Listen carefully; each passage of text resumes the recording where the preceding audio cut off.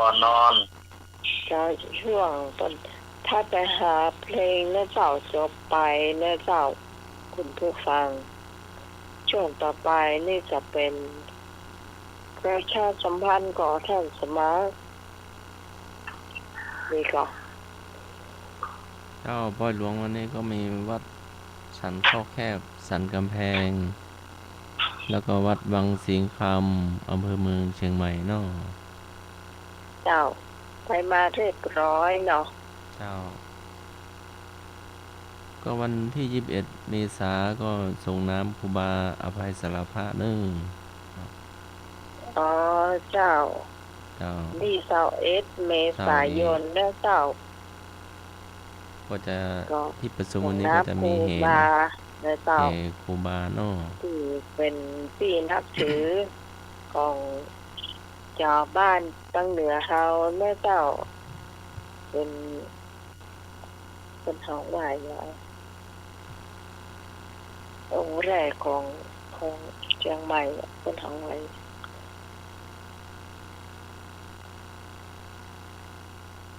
จะมาพูดต่อเลยจังหวัดเชียงใหม่องค์แรกเนาะเจ้าเจ้าคณะจังหวัดเชียงใหม่เนาะแล้วก็ชื่อมีเต็มต้นอะไรอย่างเจ้าพระอภัยสารพระสังฆปาโมกข์เจ้า ก็ประชุมวันนี้ก็จะมีครูบามาตั้งแต่หน้าวัดสวนดอกมาถึงวัดป่าหินเนาะตั้งแต่7 โมงเป็นต้นไปเนาะแล้วก็มาทานข้าวเที่ยงเนาะถ้าญาติโยมจะถวายน้ำปานะถวายภัตตาหารก็ตามกำลังศรัทธาจิตนาเนาะมาได้นะเจ้าก็พระเถระพระสงฆ์ก็จะเจริญพระพุทธมนต์หรือว่าสวด มาติกาเนาะ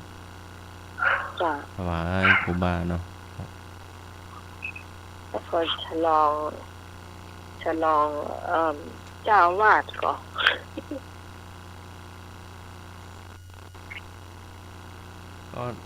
หลวงพ่อพระครูบาเรียนก็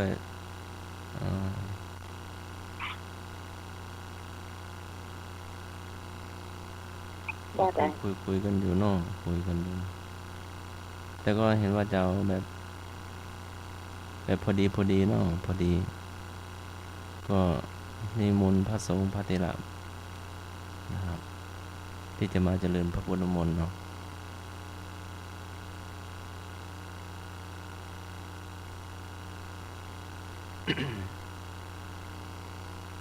ก็ใกล้ๆเดี๋ยวจะประชาสัมพันธ์เป็นระยะไปเนาะก็ที่ประชุมวันนี้ก็ใกล้ๆมาก็จะประชุมสาบานอีกแห่งวันนี้ก็ประชุมไปหลายเรื่องเนาะเรื่องการพัฒนาวัดเนาะวัดวาอารามเจ้าค่อยประชาสัมพันธ์ไปเนาะแล้วก็ให้ประชาสัมพันธ์มีทุกวันเสาร์และวันอาทิตย์อยู่แล้วลงทานอาหารน้ำปานะก็ได้เป็นถ้าทำอาหารก็ต้องมาถวายเพลนะเจ้าน้ำปานะนี่คงเป็นแมลงเนาะเมื่อตอน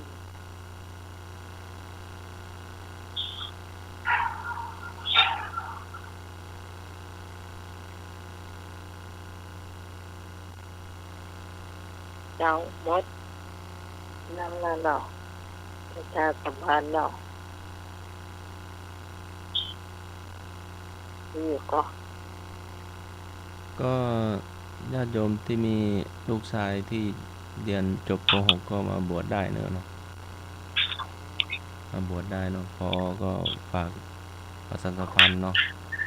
ที่จบป .6 เนาะเป็นผู้ชายก็มาสมัครเรียนได้ สมัครบวชก่อนเนาะบวชวันที่5 เมษายนที่โรงเรียนบาลีสาธิตศึกษาก็ตั้งอยู่ในวัดสวนดอกเจ้าแล้วก็วัดสวนดอกก็มีบวชภาคฤดูร้อนด้วยเนาะ บวชฤดูร้อนอบรม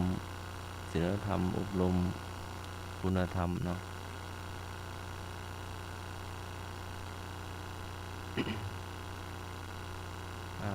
แล้ววัช่นวงที่ ต่อไปจะมาเป็นธรรมะและเจ้าที่เราจะมาทายปัญหากันและเจ้า แล้วก็วันที่28ก็สวดมนต์พระสงฆ์พระธิระก็จะสวดมนต์ถวายเนาะถวายในหลวงเนาะแล้วก็พระราชนีพันปีหลวงเนาะทุกพระองค์ ที่วิหารหลวงวัดสนดอกก็เดือนกุมภาพันธ์นู่น กุมภาพันธ์คนนี้มันเลยวันที่18แล้วนะ28เนาะวันนี้วันที่26อ๋อ28ทุกวันที่28ไปจนถึงสิ้นปี2566เนาะเจ้าจะมีเดือนหนึ่งอีกเดือนหนึ่งแต่ไม่ได้เป็นเดือน ไม่ได้เป็นวันที่28เนาะเท่าที่จำได้ก็สวดถวายพระองค์ท่านเนาะพระมหากษัตริย์ก็ดีพระราชนี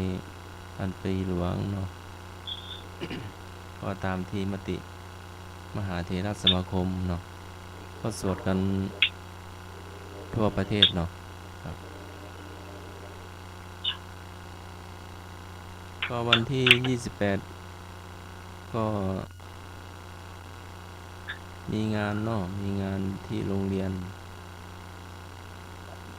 กินเกี่ยวกับสุข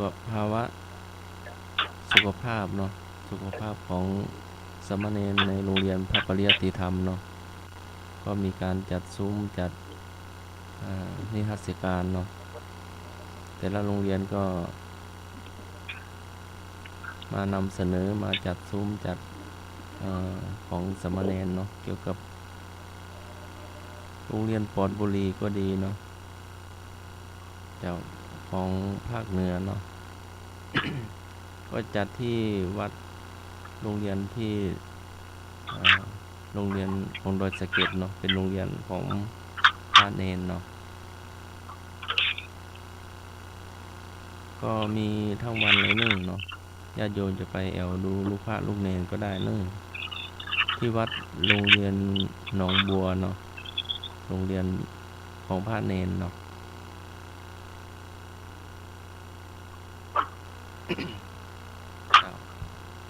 ก็เท่าที่จำได้เนาะ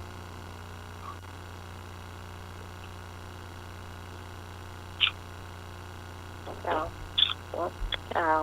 ประชาสัมพันธ์แล้วนะเจ้าต่อไปเป็นช่วงของธรรมะเจ้า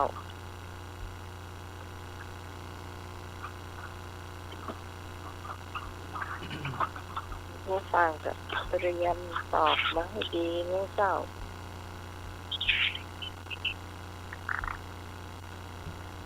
ถ้ามีประชาสัมพันธ์แหนมเนาะเป็นวันสำคัญเนาะพิธีเวียนเทียนเนื่องในเทศกาลวันมาฆบูชาประจำปี 2566 จังหวัดเชียงใหม่ในวันจันทร์ที่ 6 มีนาคม 2566 เวลา 19 นาฬิกา ณ วัดพระธาตุดอยสุเทพ ราชวรวิหาร วัดพระสิงห์วรมหาวิหาร วัดเจดีย์หลวง วรมิหาร วัดศรีโสดาพระอารามหลวง วัดเจ็ดยอดพระอารามหลวง วัดสวนดอกพระอารามหลวง วัดป่าดาราพิรมพระอารามหลวงธรรมยุทธเวลา 18:30 นาทีผู้เข้าร่วมพิธีพร้อมเพรียงกันณบริเวณพิธี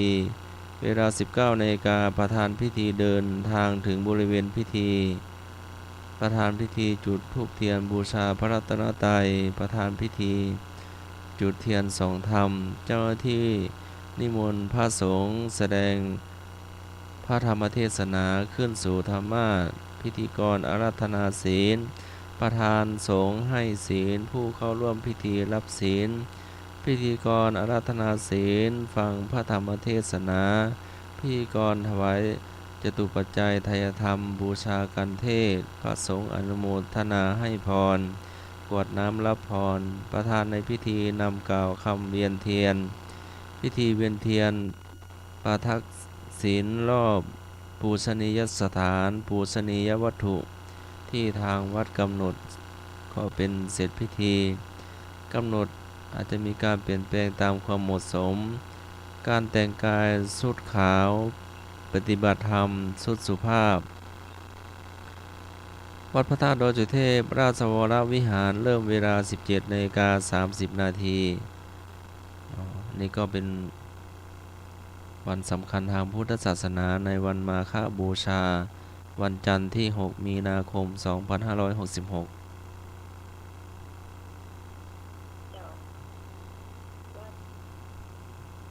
ของวัดสาหินบ่มีกะก็มีมิวปีเนาะมีทุกปีก็จัดที่ขวงวัฒนธรรมมหาวิทยาลัยเชียงใหม่เนาะตรง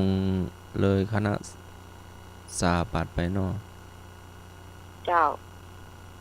จะเดินติดต่อทางครูบาอาจารย์ ทางมหาลัยเนาะ อาจารย์วิโรจน์เนาะอาจารย์ดรวิโรจน์บางทีก็ติดต่ออาจารย์บครูสมุวิศวัตเนาะทางมหาลัยก็จะแจ้งมาเนาะ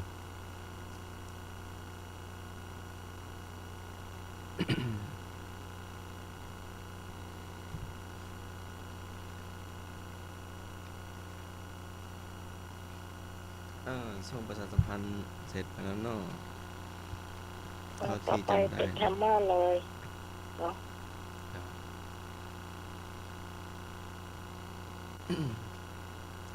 ถามว่า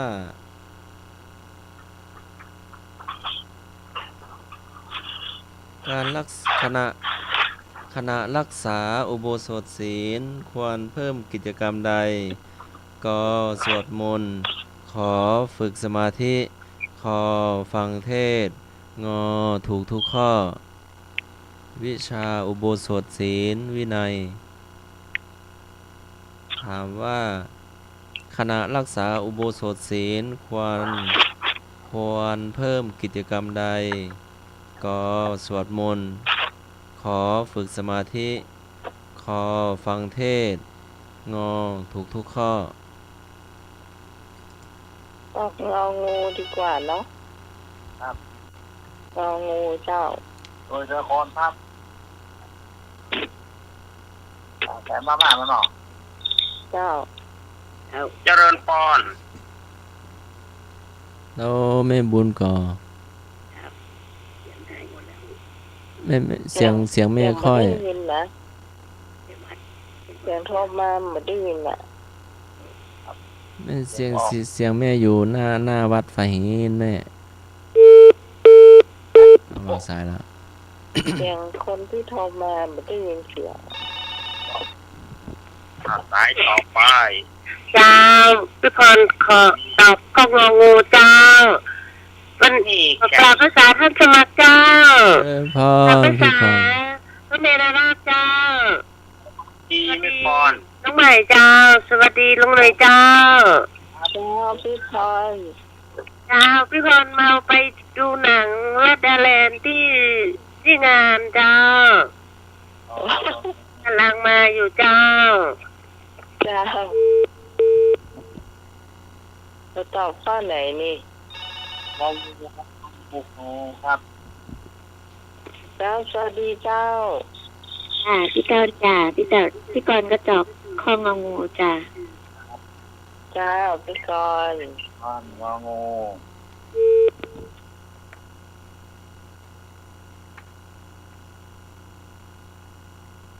มาพยาตอบแชมมาตาบง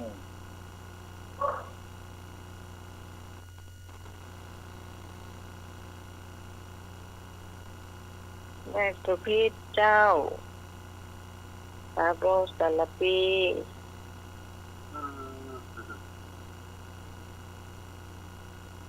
โสมมันเนียน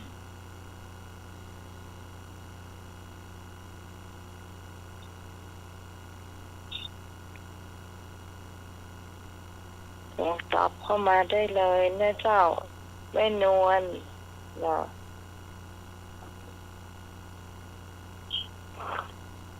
พี่พรบอกก่อนนะเจ้าพี่พรชั่วโมงสุดท้ายเขาจะไปเกี่ยวออเดอร์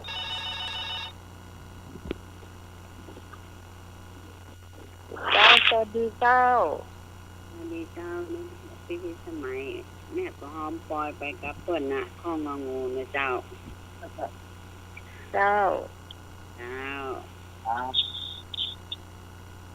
ผมครับ พร้อมปล่อยไปเปิดเนาะ แม่หยัง เจ้า เนี่ยผิด หมูย่อย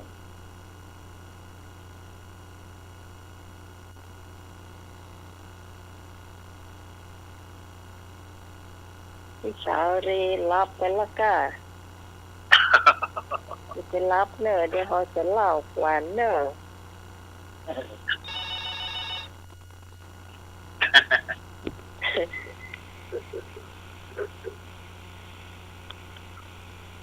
เจริญปอน มาแล้วเจ้า ไม่สมศรีมาแล้ว โอ้มาแล้ว เจ้าเขาข้ององูเนอะ ครับ เจ้าเจ้าสวัสดีเจ้า เจ้าตัวเขาลอกกว่านะ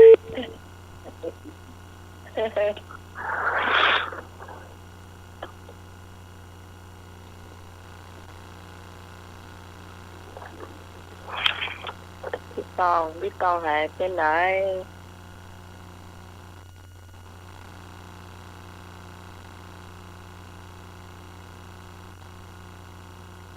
จะไปลักรับเนอะพี่ตองเนอะ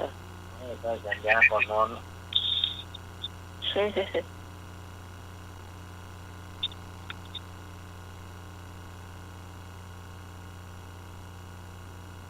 สองสามหัวหลาหัวหลาห้าเราเลยอ๋อ 4-5ละ ครับก็ เล่นน้องข้อไหน โดยปีนั่นนะนั่งคุยแล้วกันนะอ๋อครับ ช่วยกันเป็นหมู่แน่นอน ครับ จ้าเฉลย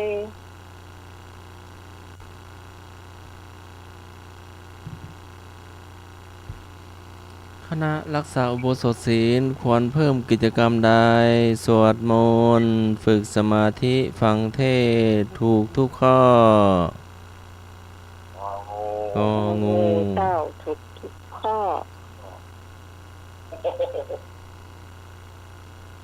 เรามีผายแยกทางเลยนะ ได้กันนี่มันปิ๊กยาแดงผิดหมด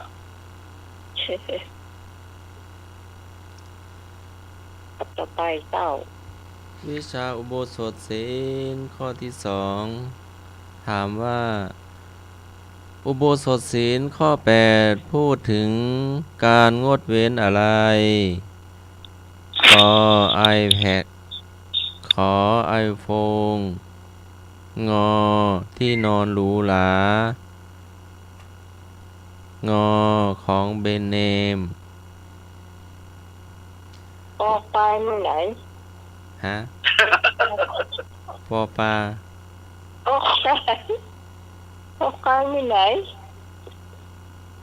อุโบสถศีลข้อ8อุโบสถศีลข้อ8พูดถึงเรื่องการงดเว้นอะไร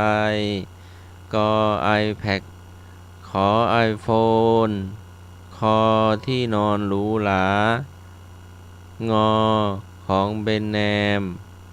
เป็นยังไงของเบนแนม ดูแล้วคอควาย เย็นนี่กะ คำตอบข้อคอควายเจ้า ที่นอนหรูหราจ้ะ คอควายแล้วห้ามนอนที่นอนหรูหรา คือจริงๆแล้วมันผิดหมดแต่จับ พี่กรณ์จ้ะพี่กรณ์ก็เอาข้อคอควายจ้ะที่จริงมันก็ผิดกฎแบบน้องไหมบ เอ อก อผิดหมดแหละ อาจารย์สมัครจะเน้น แล้วหมาจอจานหมดผิดทุกข้อ แล้วลองฟังดูแล้วมันผิดหมดอะ อาจารย์นายเบาเนาะ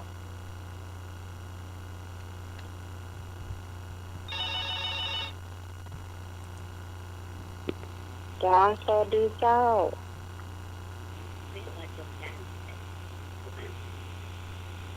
เสียงแม่คอยใกล้ๆโทรศัพท์เนอะ เสียงเนี่ยคนเบาขนาดเลย เสียงเบาเสียงแม่บุญเนาะ พูดงานครับ เรียงเหมือนกบอยู่ในไอ้เนี่ยก็ แม่ไม่สบายกะเสียงนิ้วเดียว แม่ไม่สบาย แม่บุญมาสบาย เอา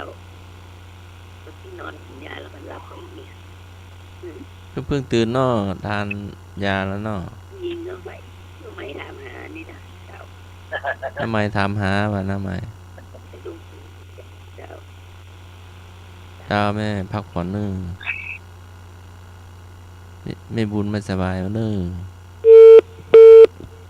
เจ้าเสียง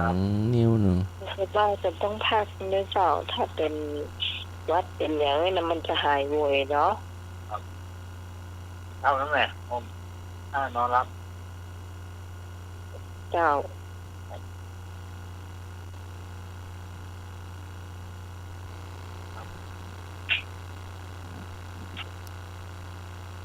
เพราะว่าใดนี่เดินนี่ข้อใด คอควายผูก มัน คอ มีจอจานอ่ะมันผิดหมดนะไม่ฟัง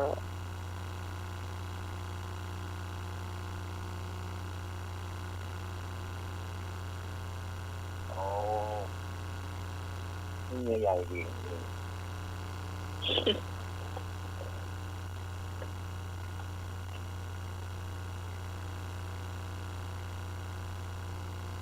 ป้าไปถามอาจารย์ไม่รับปะ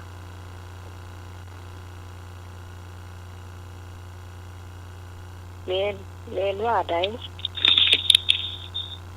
เห็นว่าที่นอนสูง วันนี้หนูนอนหรอนอนที่รัดนอนจัด การงดเว้นของข้อ 8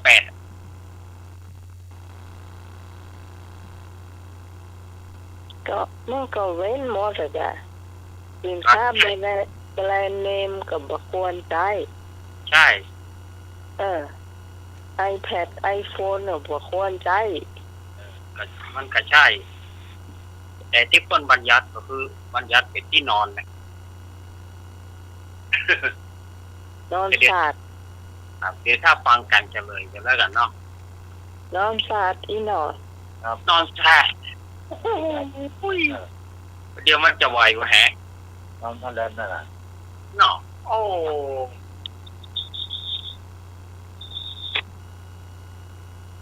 แล้ว ผ้าแลบนี่ยิงค่ะผ้าแลบตัวเดียว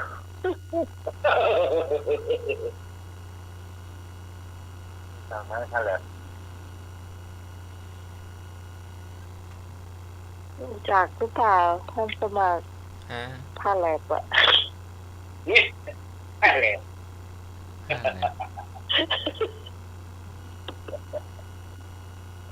ผ้า คน แมบ ถามว่าถ่ายวิวโหนี่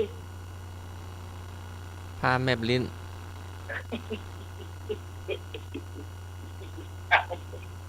ไอ้ช่างเขา ผ้าแมบลิ้นหมอ หลอกลิ้นเนี่ย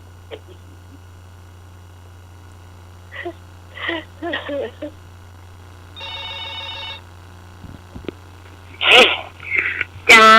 ผ้าเล็บที่ก็เหมือนผ้าทับกัน2 ชั้นนะกะเจ้าแต่อันนะเจ้าตะปูอรองที่นอนเจ้า เจ้าแม่พอง ไม่ยินนะอ๋อ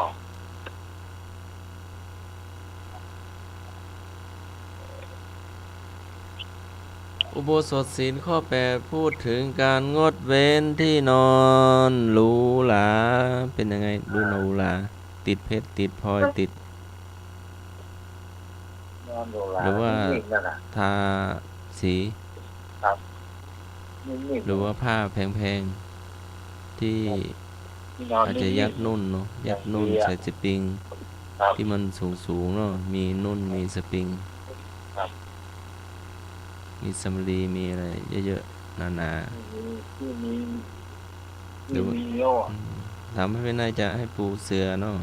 ครับ ปูสาดนอนสาด ข้างโรงพยาบาลอะ มีผ้าปูไม่หนาก็ได้เนาะ ครับ พอดีเนาะ หมอโรคหัวใจน่ะได้แล้วล่ะ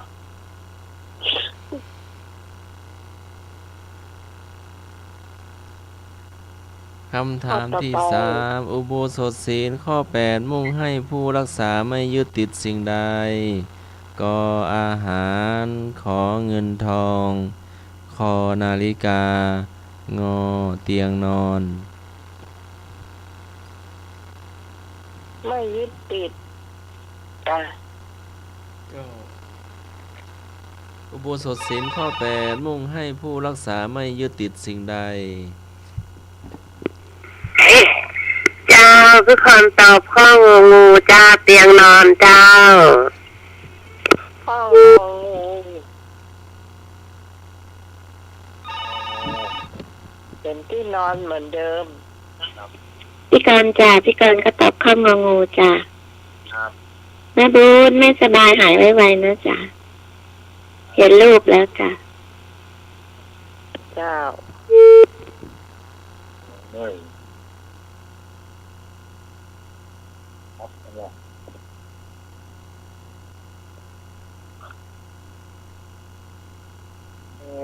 เอาข้อใดนี่พ่อก็ยังงูนะได้อยู่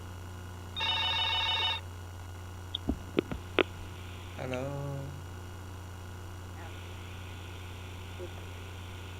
สวัสดีเจ้า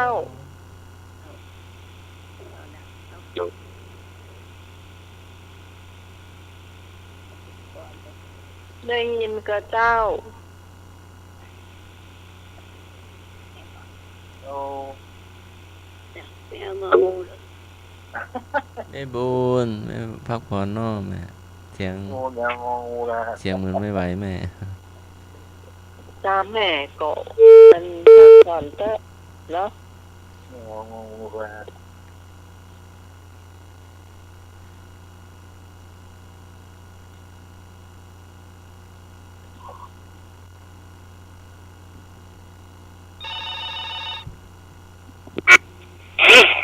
เจ้า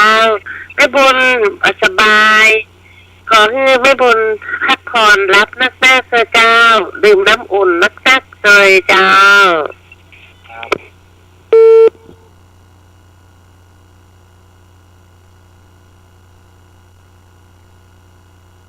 เมื่อสบายขอได้รับแต่เจ้าเป็นต้องหาย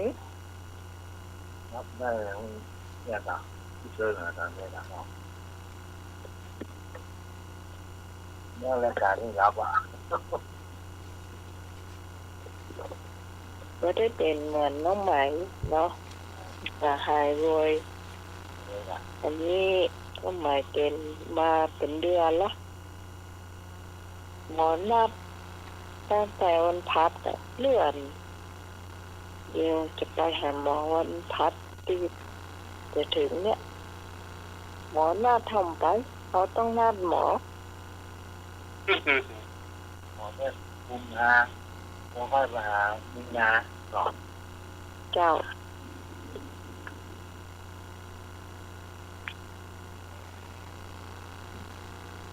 เวลาเนอะ อ้าว อุโบสถศีลข้อ8มุ่งให้ผู้รักษาไม่ยึดติด เตียงนอนไม่ยึดติดในเตียงนอ ผมพ่อได้ น อยู่เจ้าท่านสมัครผมพ่อได้อยู่ เรื่องนอนจะรี 3 นาทีผมพ่อได้อยู่ ข้อใดควรทำขณะรักษาอุโบสถศีลก็เล่นเกม ขอสวดมนต์ขอจับกลุ่มนินทาชาวบ้าน งอตั้งวงเล่นไพ่ข้อใดควรทำขณะรักษาอุโบสถศีลก็ชวนกันเล่นเกม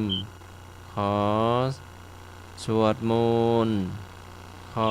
จับกลุ่มนินทางอตั้งวงเล่นไพ่ ขอไข่ ไม่เอาคอควายเนาะ วันยาข้ามเหมือนกัน อันนี้มันอย่าได้กอกไฟวันยาข้ามนั่นแหละ เอาคอควาย คอควายอยู่ จับกลุ่มเล่นไพ่จ้ะก็อะไร ขอควายจับกลุ่มนินทาชาวบ้านนินทาคนนั้นคนนี้นะกัน เนาะ โอ้โห ลุงลุยเอางั้นนะ ชาวบ้านเนี่ย ข้อใดควรทำขณะรักษาอุโบสถศีลควรทำเนาะสมควรทำเนาะ สวดมนต์จ้ะเนาะ คนแน่ อ้าวมีสาย เจ้าเอาข้อขอไข่เจ้า ครับ แม่ยังแม่ แม่สุพีเจ้า แม่สุพิษข้อขอใครสวดมนต์ มนต์ สวดมนต์ภาวนาหยาดน้ำเนาะ โอ้ออกจากคอควายนี่ยาชาวบ้านเอาขึ้นมาดีกว่าขึ้นมาขอใครดีกว่า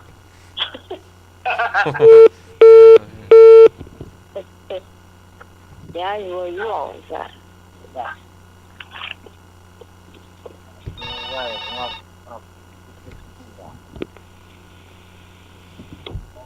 สวัสดีเจ้า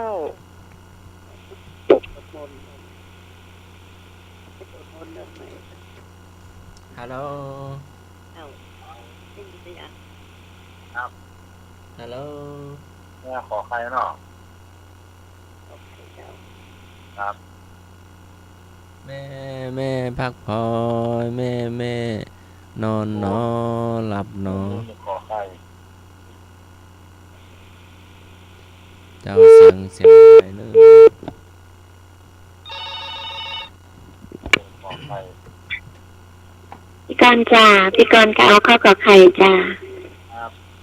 จ้าพี่กรณ์ ไอ้หนุ่ยจะเอาข้อคอควายเหรอไอ้หนุ่ย ว่า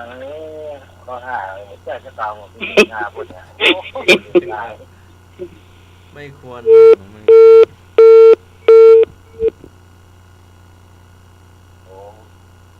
เอาความเลย ข้อใดควรทำเนาะควรทำขณะรักษาอุโบสถศีล คำตอบขอไข่เจ้า ขอใครสวดมนต์ภาวนาหยาดน้ำเนาะลุงอาจจะฟังเวยไปโน่เจ้า จ้าแม่สมศรี นี่ ส ส ม ม ศรี ศรี มาพ่องเนอะ วันนี้วันพระวันศีลเนาะไปบิณฑบาตเด้อ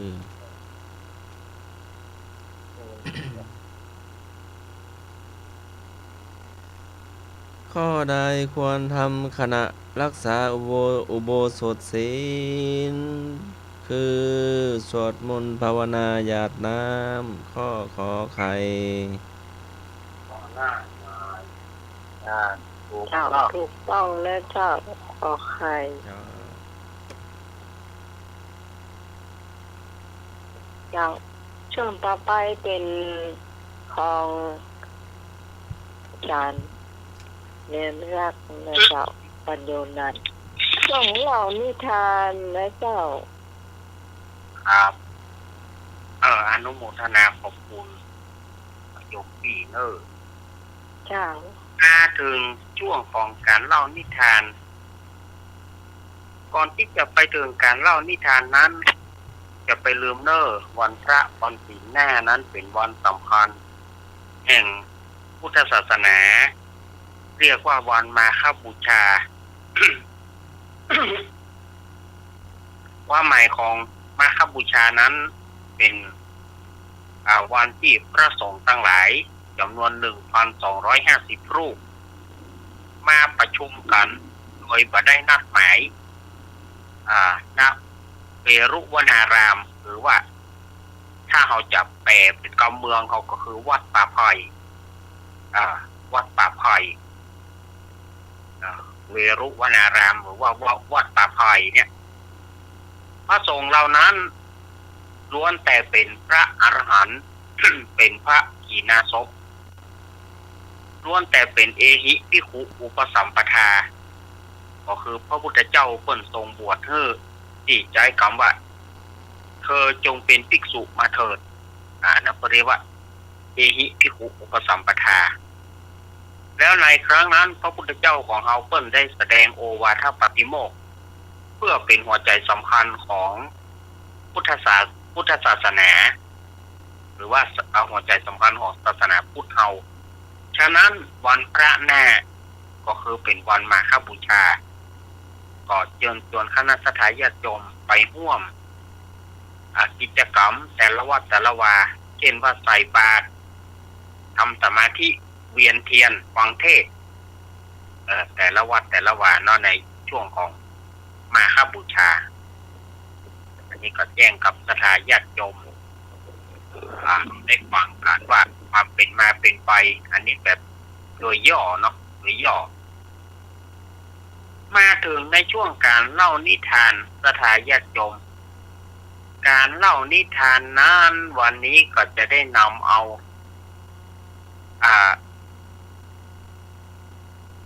ป้นหอว่ากระต่ายไปตากับเต่านี่กระต่ายตากับหอยสถายญาติโยมกระต่ายไปตากับหอยเรื่องเดิมนั้นมันมีอยู่ว่ากระต่ายไปปะใส่หอยหน่วยหนึ่ง กระต่ายนี่มันมีความลำพองพยองตัวเราว่าอย่าได้หอยว่ามีทางชนะหรอกเพราะว่าหอยกว่าจะไปถึงไหนไปจ้าเพราะว่าใจโก้นเอา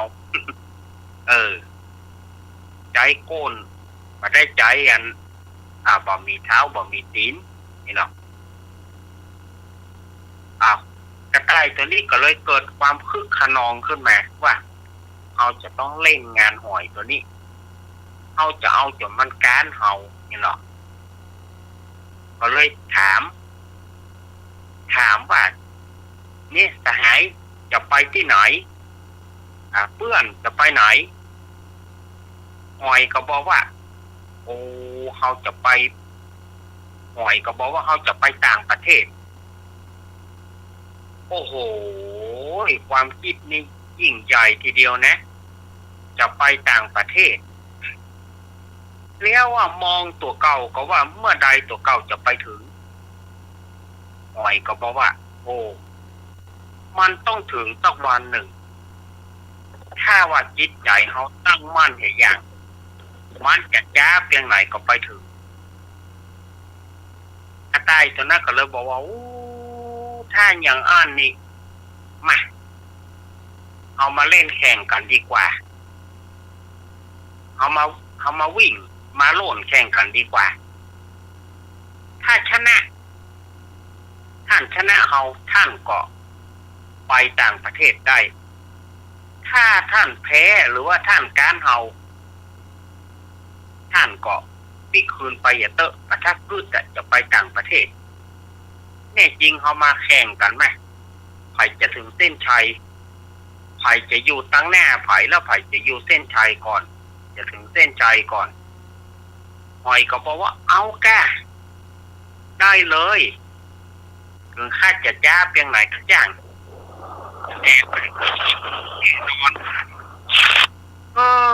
น้ำแน่อย่างเจ้านี่เนาะขี้โมไปปอก็ยังมาดูตัวเก่าอีกจะไปเมาจ้าจะไปเมาโอ้เฮแข่งกันเลยเริ่มแข่งกันเลยกระต่ายกับตั้งค่าเลยเนาะเพราะว่าความลำพองตัวหรอ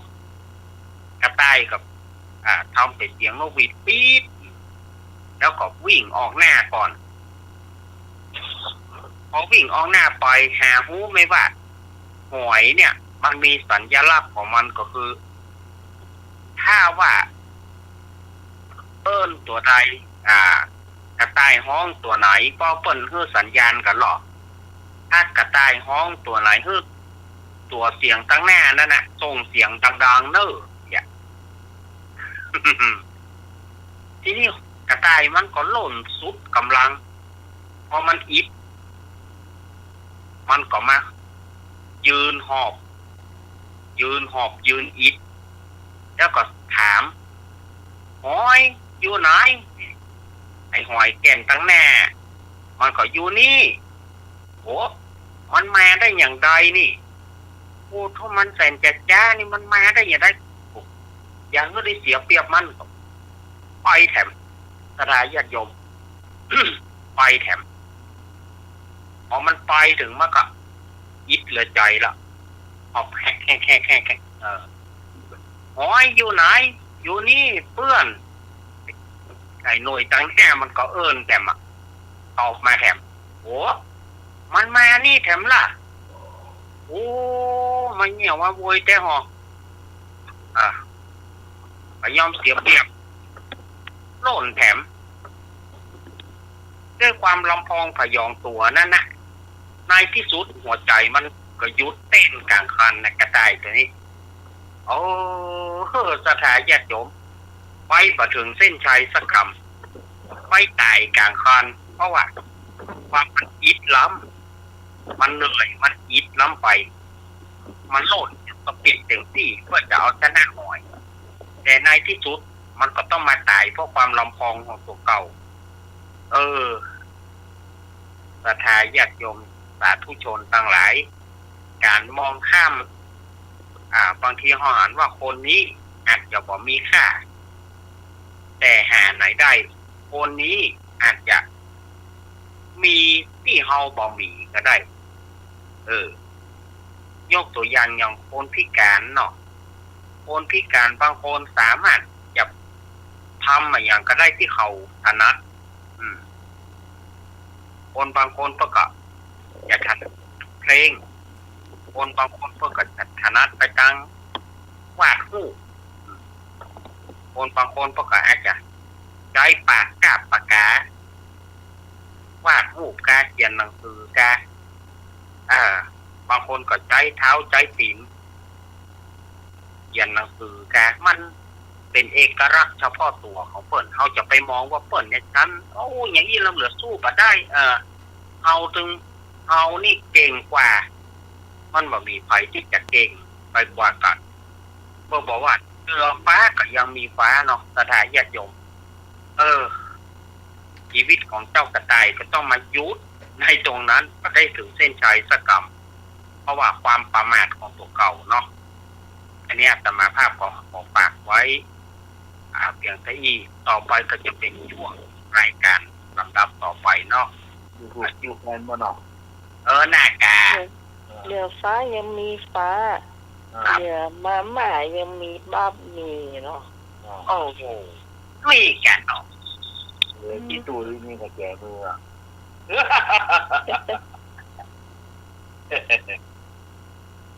เจ้าตรงนี้แต่สมัครไปเกี่ยวพี่พรมาเนาะเป็นช่วงกำเมือง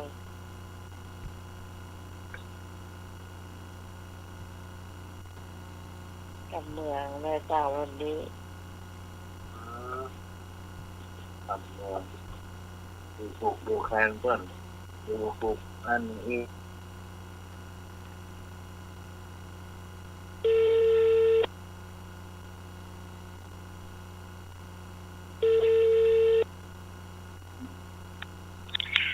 จ้า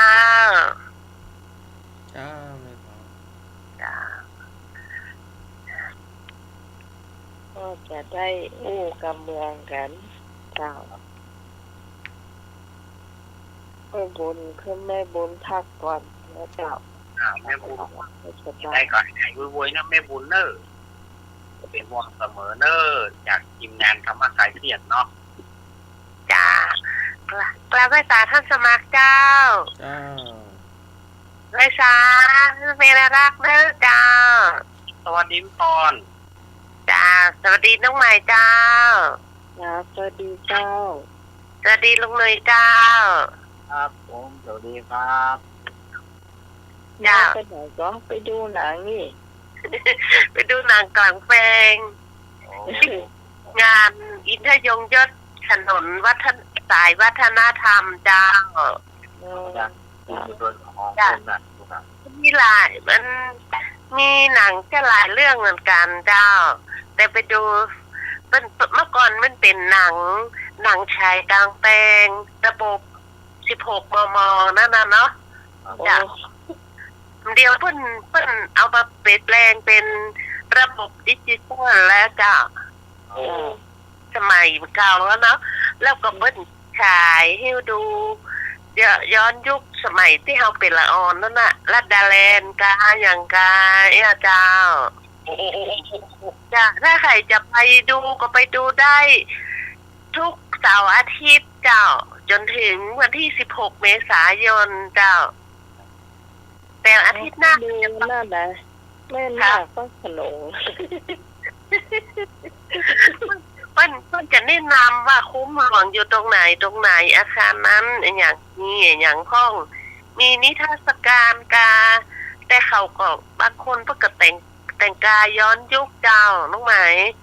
สมัยร.5 ปลายร.5 ตอนที่เพิ่นส่งคนมาปกครองตังเมืองเหนือเนาะสมัยเจ้าจักรคำขจรศักดิ์ที่เจ้าหลวงองค์สุดท้ายที่คลองเมืองละปูนะจ้ะช่วงนั้นจ้ะแล้วเพิ่นมีโรงงานทอผ้าอย่างเนี้ยที่คุ้มเจ้าหลวงนะจ้ะเพิ่นก็เปิดดูจ้ะมีนิทรรศการอย่างหลายอย่างจ้ะอาหารการกินเพียบเจ้าตอนของกินแบบเมืองเนาะ โอ้ปลาพวกนี่วะน่ะ มียำหนังปองหนังแล้วเรื่องหลายอย่างจ้า พวกเนาะ จ้า พวกเนาะพวกจะเสียไหมนะ จ้ามีข้าวควบข้าวอย่างมีมดเจ้า ต้องควบลำกัน เจ้าโอ้มีเป็นรูปอย่างก็มีข้าวควบอ่ะรูปจ้างก็มีรูปอึ่งก็มีเจ้า ขายยากเนี่ยเขาควบไม่นะ จ้า มีที่ฟันหรือเส้นนะครับหมีหรอก จ้า มีมังอ่ะแล้วก็ ลาน้องนะไปทางวัดประจวบอะถ้าแกหันผู้ควบอะผ่านต้นไปแล้วก็ทีนี้แม่ก้าเป็นงงเนาะ จ้า ขอซื้อข้าวควบหน่อยขายอะ ข้าวควบอะไรข้าวควบเนาะไทยทำเนาะ แม่ก้าผมแม่แกก็เลยถามว่าอันนี้เขาเรียกอะไรเนาะ จ้า ว่าต่างปุนตัวเขาว่าเข้าเปรียบว่าว จ้า ไปถามซื้อข้าวพวก ตลกแต่ละอ่อนมันมากของมันเนาะไม่รู้ว่าเพิ่นอย่างบ้านเทาอย่างกะขอซื้อข้าวควบหน่อยค่ะ คนมาขายเนาะ เป็นบ้าบอ น้ำโยงไง อะไรอะหนู แม่มันหันชี้ตลกว่ามันจะเอานี้อ่ะ จ้า มันเลยไปถามแม่มันไปถามว่า จ้า อันนี้เขาเรียกอะไรเนี่ย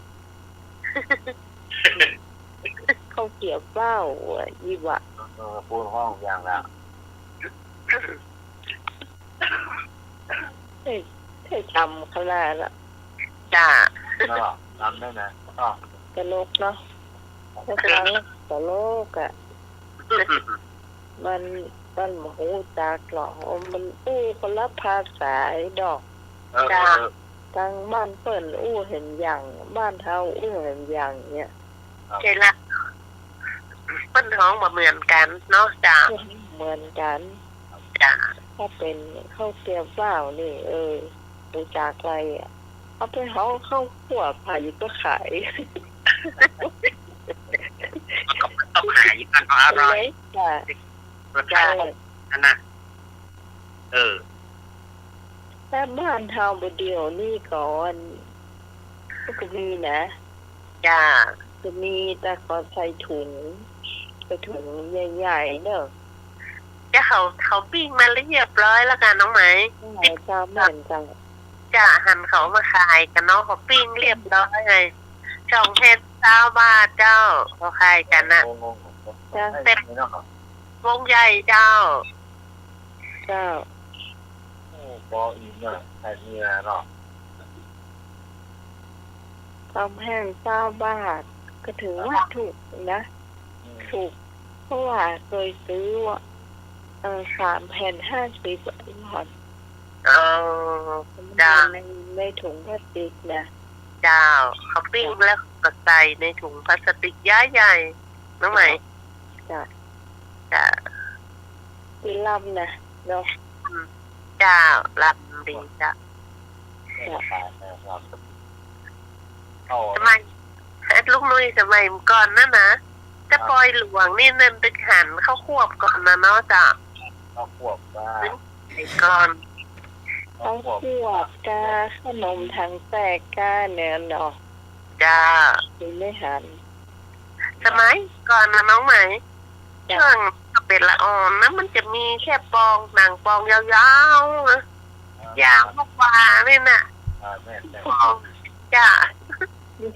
มียาวขนาดนั้นเลยแก เอ้ายาวขนาดเลยแหละ เดียวว่าหามฉันน้ำซ้ำน้อยเดียวอ่ะ จ้ะน่าล่นซื้อมันอยากกินแค่ปองเลยเนาะล่น ขั้วเนาะ มาเลยจ้ะเขาที่กลับจ้ะแล้วมันมีใบยีที่ใส่สวยหน้ามาก่อนอ่ะ เอาสวยน่ะตัวกระดาษอ่ะ สวยกระดาษนะใส่สวยขายที่ไม่กล้าเพิ่นใส่กล้วยนั่งขายตำเนี่ย เจ้า จ้ะ มีอยู่กะ เมื่อก่อนเป็นละอ่อนนะมีอะกะเดียวมันไปมีอะเหรอเขาขายเป็นกิโลกะเกินกิโลกะเนี่ยจ้ะ เจ้า โอ้แต่ก่อนนี่เงาปล่อยหลวงที่ปูนคุ้งก็ว่านั่งยินจางขายแล้วเพิ่มเป็นว่าเนาะ จ้าเมื่อก่อนนี่มันเป็นอย่างเดียวที่จะมีคนซื้อละก้าจ้า ประเดี๋ยวเขามาซื้อแล้วเขาจะว่ามันบัตรสะอาด เสร็จละ แต่ตะ แต่ กอ ว่าน ไปถามเลยโอ้หน้าไม่ทันสมัยนะ พูด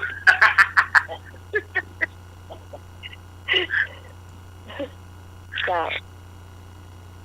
ว่ามันเอากระดาษไปห้องดอกกระดาษเอาบ้าน เอากระดาษไปห้องนั่งคอหนังกลางแปลงนะจ้ะกระดาษหนังสือพิมพ์กาเอาสาดไปม้วนกาสาดนะจ้ะนั่งตั้งเนี่ย ขัดกันหมดเนี่ยเนาะ โอ้แหนบรรยากาศพ่อหนังเนาะ แต่ก่อนนี่มันเป็นด่างขายยาเนาะ ยา ลังมันม่วนขายยาให้หมอเนี่ย บริษัทน้ำกุ๊กตราหัวสิงนะแก ทำไมก็เวลาหนังขายยาจะมาฉายหนังเนาะอันรถที่มาประกาศละอ่อนรถไปก้อนรถไปเช้าเนี่ยรถประกาศจะฉายหนังนะโอ้โห หล่นติดก้นรถไปกวนนะ จ้า ไปบอกว่าได้ดมมันตัวได้ดมกวนก้นมันตัวควรจะ คนให้รู้กันว่าวันนี้เนาะเมื่อไหร่เนี่ยเมื่อคืนเนี่ยจะได้ดูหนังเรื่องอย่างเนี่ยกันเนาะ จ้า โอ้มันม่วนกระเดียวแม่ก้าเข้ามีไปละพัดมีไปละจ จอกจอกจอกจอกผม แล้วที่งานก็มีนะยันขายก๋วยเตี๋ยวผัดไทยเส้นผัดไทยอะนะเป็นฮอจ๊อกเป็นฮอจ๊อกเนี่ยมีเจ้าเป็นย้อนยุคสมัยก่อนนะจ้า โอ้เนาะ จ้า ตอนนี้ขอร้านอาจารย์ สมัยก่อนปีเนี่ยเมื่อก่อนพัดหมี่ จ้า เน้นปีคนพัดหมี่แล้วเขาแม่ปีค่ะ โอ้ แน่นะ แล้วก็ขนมเส้นนะกับน้องไหม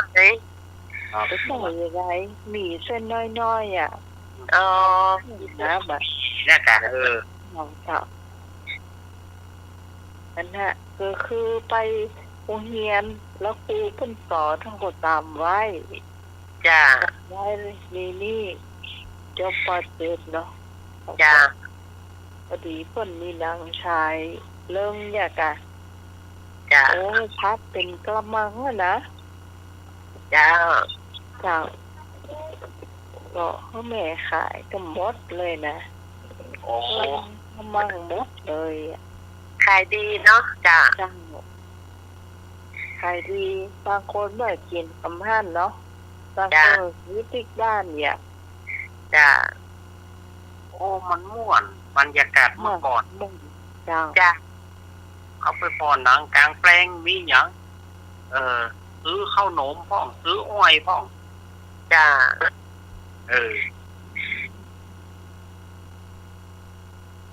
แต่ ซื้อ น้ำ ลูกอมห้องเนาะ ลูกโอมพ่อง จ้า สะพองกับพวกเม็ดมะขามคั่วไปตัว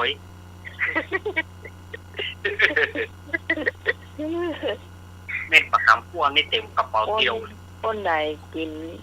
มะขามคั่วเนี่ยหูจะเคี่ยวเลยเจ้าเคี่ยวจะ ก่อนย้อนก็ต้องไงก็ถูกต้องแล้ว เคี่ยวจะร้อนเว้ย ไปแล้วครับผม เนาะ เสื้อหายครับ ฮะ นะ ไปแล้วลืมเสื้อ ไม่ได้เม็ดมะขามคั่วน่ะจะสมัคร เอาไปดูหนังตัวนะครับเอาเสือไปปูหนึ่งอะ อันนั้นมันอันนั้นแน่นอน เอาเสือไปปู คนก่อน ลืมเอาเสือปิกบ้านอ่ะ ดูมาเสือปิกบ้าน น้ำไม้หันก่อน ก็ตั้นกะ ไม่หันเสือหันสมัครก็เอาหันก็เอามาคืนนึง เอา เนอะ เรื่องว่าใดแล้วเนี่ย นั่งแล้วพอกบเอาปีกตัวจ้า ปิกมาก่อนแค่หลับก็เลยปิกมานอน เจ้าเอ้ย นอนก็นอนไม่หลับมันเสียงดังเนาะดังทั่วบ้านนะเนาะ นอนหลับได้ท่านสมาเวลาให้รับซึ่งนอนกับท่านเป็นกล่องเฮียละออนน่ะสมัยเป็นละออนน่ะเจ้าน อนกอง เดี๋ยวจะดูคืนเดี๋ยวเพิ่นประกาศนี่เห็นนางขายยาเพิ่นเปิดไฟแจ้งก็ลุกขึ้นมาเห็นเนี่ยกะเจ้า เอาดูจนเจ้าแจ้งเลยกะแม่ ค่ะ ดูจนชอบแจ้งเลยกะก็นึกว่าดู2-3 เรื่อง จ้า ชื่อเลิกมันชื่อเลิกเรียกว่า ถ้าดูตลอดโต้รุ่งต้องเป็นงานประจำปีจัดสมัครเป็นเอาหนังโต้รุ่งมา4 เรื่อง 5 เรื่อง จ้า เห็นดูไปครึ่งแล้วก็กำลังสนุกแล้วก็ขายยาก็มีก่อน น่ะ ก็มีอย่างนั้นก็มีเหมือนกันกำลังมันม่วนขายยา ขายยาก่อนเนาะ อันนี้ครับเนาะ ได้หน่อยดาวเนอะ ฮะ ได้หน่อยดาว มันรู้ครับ รถโบราณดีเนาะเครื่องสายก็โบราณดีเนาะรักษาไว้เนาะ ปลอดไล่ติดบนเนาะ เจ้า หาดูยากกันเนาะช่วยกันรักษาไว้ พ่อบ้านเลิกงานแล้วเดินไปดูหนังเนาะเรื่องตัวเนาะคุยเนาะ โอ้โห ไอ้ นอ ยั น ง น ก็ อนดูนูนตักแม่ไปเนาะ จ้า ที่นั่นนะจริงคือปู่โค้งก็ได้ช่วยจีเจ้าอย่างอ่ะรู้ว่า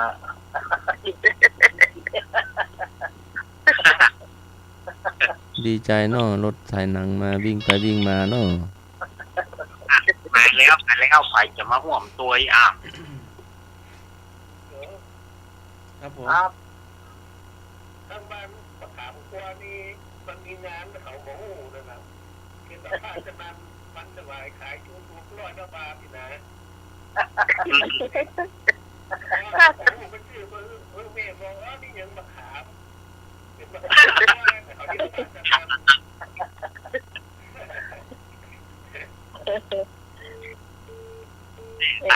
ไอ้เนาะ เดี๋ยว ป้าพนัน น้องหมายได้กินฟ้าส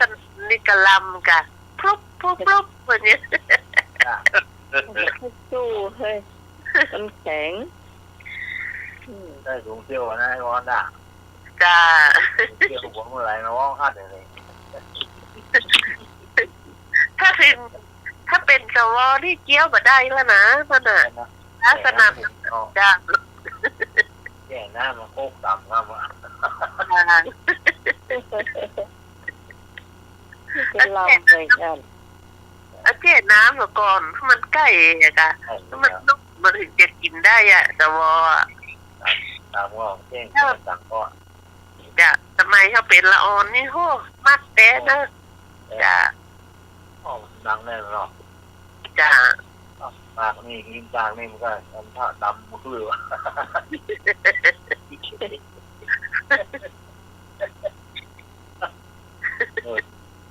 ประคามหัวมันดำเลยนะแน่นนี่ จ้ะมีท่านลายเหมือนกันน่ะเม็ดมันน่ะปิดไม่ทันแกแก้มขามประสงมาฮือแกเม็ดแต่คนเดียวเนอะว่ะเขาขี้ค้านแกออกเม็ดมันออกเลยแกได้เม็ดมันจะเอาพวกก็มีใครกินแฮกล้าหรอกเลยตั้งท่านก็ด้วยเดี๋ยวจะเอาใส่หม้ออบไร้น้ำมันนะมันแตกตุ๊บตับอยู่นะ โอ้เขาถ่ายเลยเนาะ จ้า เดี๋ยวได้มาท่าน่ะ อันนั้นนะก็จะลองไม่เที่ยวไหวๆกับหูเนาะ โอ้ก็ได้ละ วางเที่ยวอันแหว่งเนอะ เดี๋ยวผมเดินมาประคามเที่ยวโง่นี่ครับสูงนะ คุณกองเลยอย่างหัวเจ้าหัวใจไหนหวาน พวกไปพวกธนาคารบอกว่าเรื่องเที่ยวเฮาเลย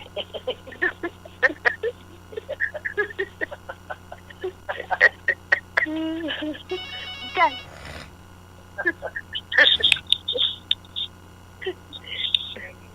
เจ้า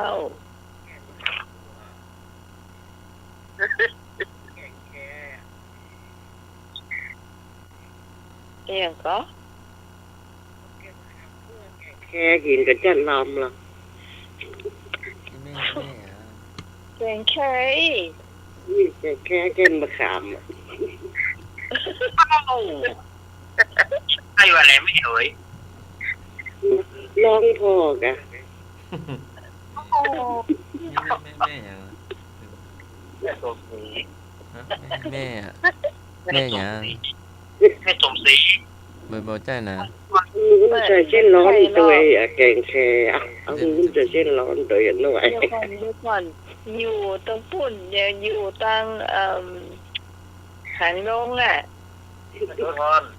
แม่โส แม่ ธร โสธร ก็จะทอด แค่ข้าวคั่วแค่ประคามคั่วดีกว่า โอ้ แค่มะขาม เชื่อง่ายๆเนอะ ตายได้ เหลือก็เม็ดบัวขาว เคยกินอยู่นะ เที่ยวก็ไปมีแล้วหู แล้วก็ ได้กิน ก็ต้มให้มันก็มามะขามไว้ตั้งแต่เมื่อแรงกัน ท่านสมัครมันเคยกินแล้วก็บอกหูหรอ มะขามไว้เมื่อแรงเลยกันเจ้ามาก็แกง เอาแช่ไว้ก่อนนะคะ ให้มันนิ่มก่อนเลยกันแช่เกลือไปก่อนเลย นึกว่ามันจะโอดโทรมาหามาได้อ่ะสักพัก เขาว่าไปแลบหรอกมันบ้านใต้อะไรพวกแต่ข้าวคั่วข้าวข้าวคั่ว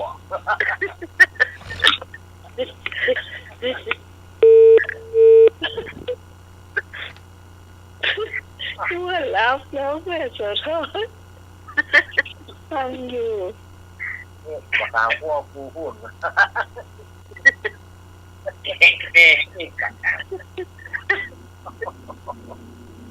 ถ้าจะไม่ได้เนอะ โอ้เคยกินนะครับแต่ลองซื้ออะไรอ่ะ บางคนเพิ่นก็ให้จะเก่งแต่ก้าน้องไหม น่าสนใจว่าทำแก่ได้แบบพี่มึงหรอ จ้า เห็นว่าจะกินยังได้พอน น่ารัก จะกินแค่แนวกินแค่แนวกระพักมันได้แกอันน้อยว่าใครจะกินนะฮะโอ้บอกงูตัวเนอะ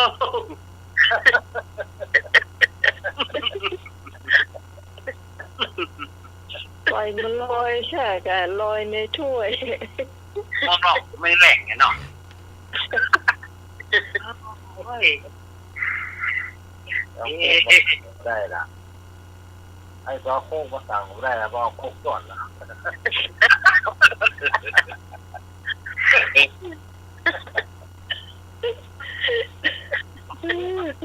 ของเอาเนี่ย เอาตันหรอกโค้งก่อนเลยอ่ะนี่ก็หาโค้งต่ำอยู่ ช่วงอะไรเอ่ยนะ จ้า ช่วงเล่าเที่ยนะพ่ออาจารย์วัดดอนตาลนี่ก็ชอบขนาดเลย จ้า บอกนกอะไรอาจารย์จะปิดวิทยุอ่านนะ โอ้ขอบคุณครับ พอดีคนเมาอะไรอย่างกล้วย แล้วก็นอกกล้วยเนาะไปต่อก็ไปแต่สะตัวอย่างพูดน่ะ จ้า ก็เลยหูว่าเพิ่นฟังแต่เนอะถ้าเขาอู้อย่างนั้นเพิ่นจะจำเนาะเลยว่าเพิ่นฟังแต่เลย แย่นั่นแหละเนาะ จ้า นี่วันนี้ได้ข้าวสาลีครับบะกล้วยจ๋า จ้า แม่น้อยก็อ้ายหีบทองเนาะ โอ้ ข้าวสาลีนี่สี่หัวกันเหรอ หมดครบบ ะกล้วยนี่เป็นใหญ่ขอบคุณนักแม่เจ้า เป็น โต๊ะนอนตันดีบ่ น้องใหม่เป็นข้าวสลิเตียนกะแต่ว่าข้าวสลิเมืองค่ะนี่ ข้าวสาลีไอ้อย่างก็ที่มันนิ่มๆน่ะความใช่ใหญ่ก็ได้นะจ้ามันนิ่มเนาะนิ่มเหนียวอ่ะ นั่นน่ะจ้ะ จ้ารสชาติข้าวโพดนะ จ้าข้าวโพดนี่เป็นสีเหลืองจ้า จ้า สารจ้า ข้าวโพดนี่มันจะใหญ่เนาะ รับใจ อันนี้เป็นข้าวสาลีนะ จ้าข้าวสลีเมืองเขาเนี่ยกะ จ้า ถ้าเป็นข้าวสลีเตียนมันก็ตั้งไปมันจะแหลมๆหน่อยจ้า อ๋อแม่น จ้า อันเหมือนละลำดีอ่ะ จ้ามันจ้า นุ่มลำมากหวาน ก็เพิ่นยังมีน้ำใจเนาะเป็นห่วงเฮาเลยเนาะ จ้า หายไวๆเนาะ นี่ใครมีคนเดียวหรอ แล้วก็ไม่ใช่มีคนเดียว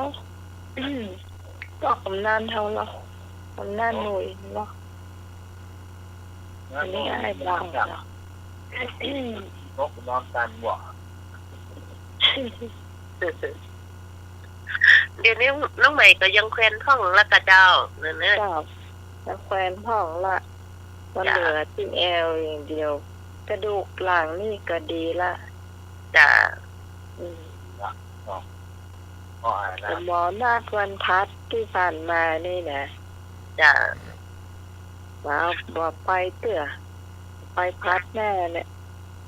วันที่2หมอนั่นไปเขานัดหมอก่อนเดี๋ยวว่า น้องใหม่ต้องนั่งเมินก็จะถ้านั่งได้สักบึ้สักคำเดียวก็นอนท่องจะ เจ้า ถ้า นั่งเมินมันรู้สึกว่าเจ็บนะ จะปวดไปกดทับแถวกระดูกที่บั้นเอวอย่างเนี้ยจะ รู้สึกว่าถ้าแอลดีก็ดีละ จะ เจ็บข้างเดียวเห็นนะเจ็บข้างขวาข้างซ้ายก็จะเจ็บ สักวางรอสักระยะหนึ่งก็คงหายแล้วน้องใหม่ข้างเดียวมันจะเป็น2 ข้างเนาะ เจ้า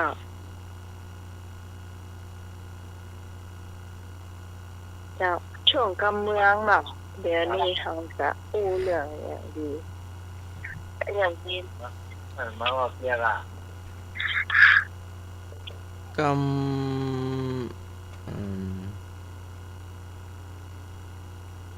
ฟังได้บอดีเอาเผาไม่บอดีเกณฑ์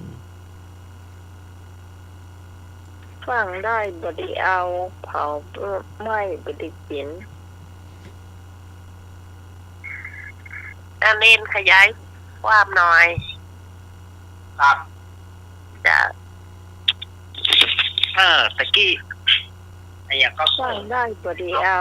เผาไม่บดีกิน เผาไหม้บดีกิน มะขามมันไม่ไปกะครับ ฟังได้บดีเอา ครับ ก็หมายความว่าเขาเนี่ยอย่างเนี่ย มันฟังลำไปมันต้องบดี ใจละจะ มันก็ต้องบดีแต่นะเนาะ จะฟังเกินละจะ เจ้า มันฝังล้ำนะจ๊ะ ถ้าฟังแล้วมันจะบ่ค่อยดีก็ได้ทำอย่าออกมา มันก็บดีเนาะประมวลใช้เจ้าเขาไม่บดีกินมันไหม้แล้วมันจะดีกินได้ไงมันไหม้ไปแล้วอะเนาะ ใจละจะ เผาหัวเพือกหัวมันนะจ๊ะ อืม เผาไหม้ไปแล้วก็เอามาจะได้ก็ได้มันก็กินมาได้แล้ว เจ้า จะ อย่างเขาข้าวหลามเนาะ จะ ไหม้จะเหียแข็งบ่เหีย แข่งไป ก็ได้ละเนาะ คนก็เปรียบเหมือนคนเฮานะอย่าด่วนใจร้อน เอาง่าย เจ้า ๆด่วนใจร้อนไปมันจัง มันบ่ได้ มันบ่มีความหมายอย่างมันบ่ได้อย่างขึ้นไหมเอาง่าย จะ แต่คุยเนี่ยมึงยุกเนี่ยมึงเนาะ ๆ คุยนะเปิดยุกมาขายเปิดเนาะเนี่ยเนาะ จะ ฟังจะขายเปิดหัวไม่จัง อืมพอมันอย่างเอี้ยปลำใหญ่มันได้ล้มเป็นส่วนก็ย้อนอย่างเอี้ยก็เอาเจ้าของตัวย่อมบดีเพื่อหันราคามันแพงเนี่ยไปเก็บไปศูนย์เปิ้นน่ะ ฟัง เก็บไปศูนย์เปิ้นแล้วของตัวย่อมบสูงเกยอ่ะหันราคามันเนี่ยก็เก็บไปเปาะไปศูนย์เปิ้นพอสุดท้ายแล้วได้เนี่ยขึ้นมาล่ะเปิ้นตีขึ้นมาพอสุดท้ายลำไยถูก ราคาลดเลยจะ ยกไปเลย จะ เลยแล้วก็บอกแล้วก็บ่นว่าราคามันอย่างมาถูก ก็มันถูกเพราะอย่างเพราะว่า ก็เฮาไปเล่นเปิ้นก่อนเปิ้นก็เล่นเฮาคืนนั่นน่ะ ใจละจะ ยุกมาขายเปิดเนาะ อันนั้นเอาบัตรซุกไปขายเปิ้นน่ะ ต้องใจเย็นๆนะเนาะรอให้มันสุกพร้อมที่จะขายได้เขาก็เอาลงกระจะเนาะ ถูกก็จ้างมัน จะจังมันเตอร์ จ้างมันถูกไปได้อ่ะ คนกิโลบาทเนาะ จะมีเกรดของมันเนาะเนาะ ใช้ประ ใหญ่ จำ นะคะถ้ามันใหญ่เต็มที่สูงเต็มที่มันก็เกรดมันก็เป็นเกรด A เนาะ จ้าก็พกก็พก A เนี่ย พกสีเลี้ยงเอาไปเพาะเปิ่นปีนี้มันไปเหลือจะได้ จ้า พกได้คิดต่างนั่นเนาะครับมีอะไรอีกบ้างสมัคร มาเฮาเปรียบเหมือนคนขี้ลมคนเงาคนเงางมชอบอู้เสียงดังเป็นจะได้เนาะ ม้าเห่า เออ เดี๋ยวเหมือนคนที่ลมก็มันเห่าบ่เป็นมาเป็นน้ำเป็นเนื้อนะจ๊ะไอ้หยังก็เห่าหมดนั่นแหละมันก็เหมือนคนที่โมที่ลมนั่นแหละ เหมือนคนที่โมนะจ้าจ้ะ มันก็อย่างเดียวกันแน่บ่มีเกณฑ์สารเนี่ยเพราะเขาว่าคนบ่มีเกณฑ์สารอันเทมักเล่นพอมีอย่างแต่ไปเรื่อยเนาะเรื่อย แต่ปกติว่าสุนัขเห่าเปรียบเหมือนคนขี้โวอ่ะ เพิ่นบ่ค่อยเชื่อละ นั่นนะจ๊ะก็นั่นนะจ๊ะมันก็ความหมายมันก็ตรงตัวครับ คนโง่นั้นชอบพูดอู้เสียงดังอะโดยไม่ใช้สมองไตร่ตรองอะเรื่องที่จะนำมาพูดนั้นเป็นความลับหรือไม่ซึ่งอาจจะเป็นภัยมาสู่ตัวเองได้ง่ายว่ะปกติว่างั้นครับ อยู่แค่หรอก เอาไม้เอาไม้ป่ามาเหียงพอเป็นเอ็นน่ะเอาไม้ป่า อีกเจ้าของมันที่หน้ามันยังอ่ะ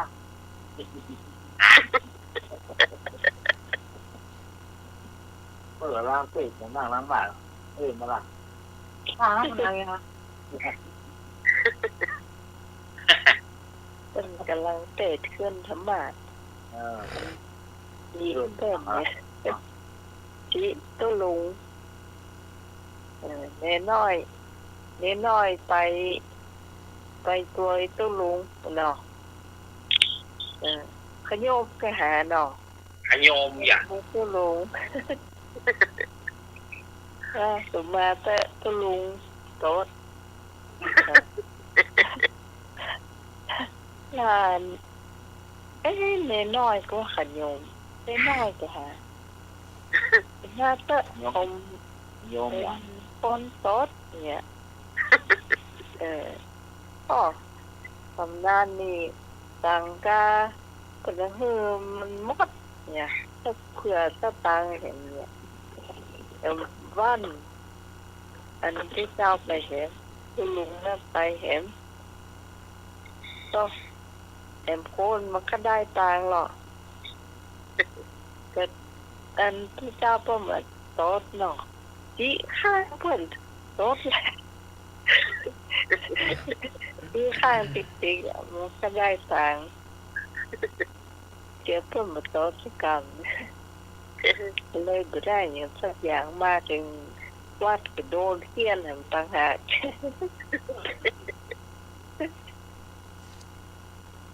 นี่อันนี้เสียตรงทองค่ะ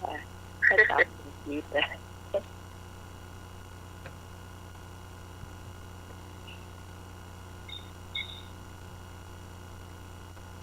เจ้านี่ก็จำบ่เก่าเขาไปเล่าเสียให้เขา ไม้เล่มเดียวบ่เป็นกอปอเล่มเดียวบ่ปอบ่เป็นเหล่า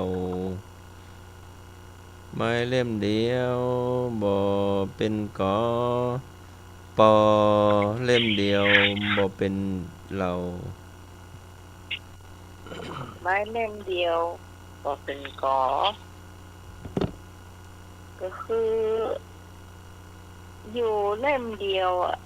พอมีญาติพี่น้องอีกก็เป็นกอเป็นกออีกคนไม้เพียงหนึ่งเล่มไม่มีใครเรียกเป็นกอ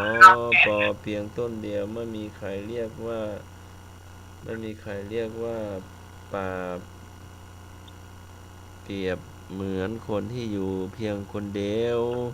ไม่สมาคมกับเพื่อนบ้านเมื่อมีเรื่องราวอะไรเกิดขึ้นก็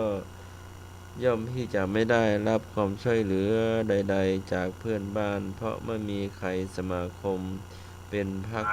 พวก ก็แม่ในการอยู่คนเดียวมาโดด อยู่คนเดียวอ่ะมันสมาคมกับไผ่อ่ะเนาะ อยู่คนเดียวก่อนอยู่คนเดียวแล้วอวดสวกกันแต่แหก จ้ะ หรือว่ามีเงินเขาขายอะไรกันล่ะ มีรถมีบ้านมี ไปมาคบค้าสมาคมเพิ่นก่อนเนี่ยเข้าเวลาตัวมีอย่างก็เพิ่นมีไปช่วยละ ใจละจ้ะ โอ้ยางหัวเขาโยกโคกกันเนาะเขาดึงสวยอ่ะโอ้จะไม่อยู่ไปวะ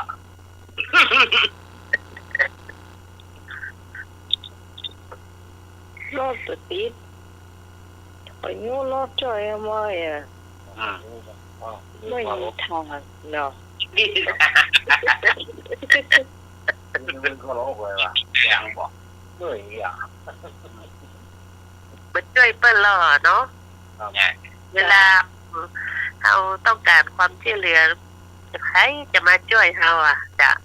ทำเองอ่ะ จ้ะ นอกสังคมบอก จ้ะ วันแมนโตอยู่ในละ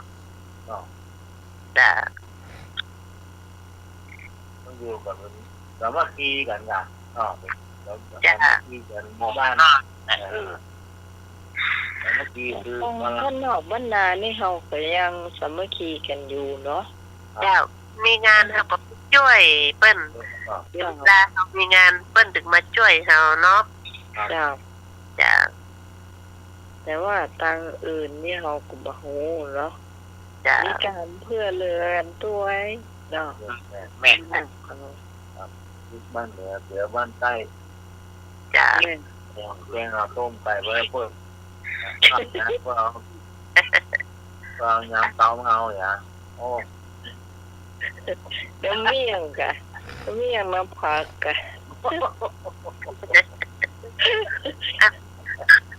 น้องหมายอย่างทางพี่นะอย่างบ้านพี่นี่นะเวลามีงานข่าวดำที่ไหนนะเป็นอันพ่อบ้านเปิ้นถึงไปช่วยเนาะกลางเต้นกาคนก็อีกกาเวลาเขามีงานเขาอุ้ยเขานี่เปิ้นมาช่วยเขาอ่ะเต็มบ้านนะจ๊ะนั่นเองช่วยไปช่วยกันมาเนาะจ้ะ เพื่อนมาช่วยบ้านเราเนี่ยตัดองค์เหรอพอเนาะ จ้ะแต่ก็จะ ถึงไม่แย่ทุกอย่างหรอกเขาเนี่ยหมดอ่ะ จ้ะ เอาก็แม่อยากกินเลี้ยงเขาอ่ะจ้ะเนาะ จ้ะเดียวสมัยเดียวมันได้เนี่ยอันเลี้ยงละเขาไปเหมาของมันเนี่ยยังหมูย่างไงนี่เขาไปซื้ออันเขาตึงมัดมาให้หลอกได้เขาไปสั่งเพิ่มนะแล้วมาย่างคนเดียวปล่อยเขาย่างคนเดียวกินคนเดียวเอาเต็มอาจจะ โอ้สมัยตะก่อนนี้กึดเติงแห่ยังแบบลงแขกเกี่ยวข้าวเนาะ จ้า เปิ้นลงแขกเกี่ยวข้าวเนี่ยเปิ้นปลากันมาหรือเปิ้นมีปอยมีลามกันมาเนี่ยกินเนี่ยว่า เปิ้นเอามือกันแล้วเจ้า เอามือกันนะ จ้า ของบ้านนั้นมันนั่นไปของบ้านนั้นเนี่ยเมื่อก่อนการลงแขกเนาะ จ้า อู้ม่วนนะมัน ไม่เกี่ยวเลยเข้านะ จ้า ไม่เกี่ยว แต่ว่ามัดนี่มจ้างเลยจ้างแต่เลยมัดเข้านะ ก่อนนี้เปิ้นปลากันไปกลุ่มที่เปิ้นอยากกินเลี้ยงอยากแกงบอกฟักเขียแกงยั่วเขียน้ำพริกเขีย จ้า ก็เป็นอันลำอันดีกัน มากู้นี่รักเมาอะไรห้องม่วนเนาะจ้ะ น้องไหมเกี่ยวข้าวนี่ม่วนนะเนาะ เจ้า จะเกี่ยวข้าวไปเอาเกี่ยวแล้วก็วางเป็นข้าวฟ้าเวลาเขาอันนี้เปิ้นหอบเข้านะเป็นกองอ่ะได้สักเป็นมันอ่ะลำอ่ะเจ้า โอ้ สักเป็นมันปีกมันอ่อนเจ้าลุงนุย ครับ มันเหมือนสักเป็นที่มันเป็นยาวๆเกี่ยวๆนั่นมาเหมือน จักแสนมันก็ปุ้มนะ แสนจักแสนที่มันอยู่ที่เข้าอะจะล เจ้ามันเขาดึงเอากองเฟืองนั่นนะท่านตีเอากองเฟืองมาให้เขาตึงจี้ค่ะท่านน่ะสบายมึงก่อนนะมันเจ้าที่เอาละมันหันมีลำเดียวอ่ะเจ้า ำมันหนีละเนาะ แล้วเป็นน้อหรอ มันกระตึงบ่หนี จ้ะ ไปซ่อหาเป็นยาต่อไปเดียว อ๋อเนาะ รับไปเสาโซ่มาแท้ๆครับ ถ้าเนาะมันจะตายกับไปเป็นเนี้ยพ่นยาฆ่ายากันหมด พ่นยามันตายไปหมดบ่เหลือละ จะ หรือยังมีการ ต้องต่ำโซ่ให้ ถ้า เขา มาได้มีการเกี่ยวข้าวแบบนั้นแล้วจะเป็นมันจะเป็นเครื่องตัดข้าวเนาะ มีรถเกี่ยวข้าวกะ จ้ะ เฟืองก็เหมือนก่อนละเมื่อก่อนเป็นแม่ยาวอย่างเฮาเกี่ยวก็ได้กับยาก็เดียวสั้นๆน้องใหม่จะ เอาไปเดียวก็เอาไปอัด เป็นก้อนนั่นนะจะ ก้อนไปก้อนโจ่งหัวบอลโอ้นกกระว่าว นกเสียงมะเขา นกกระว่าว นก เสียง ปอก ดังนั่นแหละ มาตึงบารับมานอนลูก เนาะ เสียงก่อนมาห้องนะ จะมันคือกล่อมห้องเหรอเวลาเมื่อวันนี้นะพวกเศร้าเนี่ย ก็เหมือนดูมี2 ตัวนะเดือนน่ะคนท้อออกันจ้ะ ขึ้นหาพลังผู้ยังกันต้องเยอะหรอ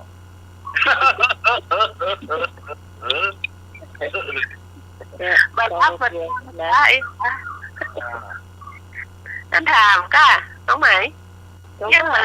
น อนกะอย่างว่าอู้กันเยอะท่าน แบบนี้เนี่ยไอ้หนอ เออ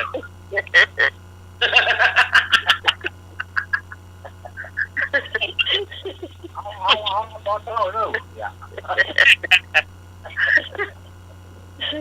ตั้งแต่เช้าเลยเนาะ จะ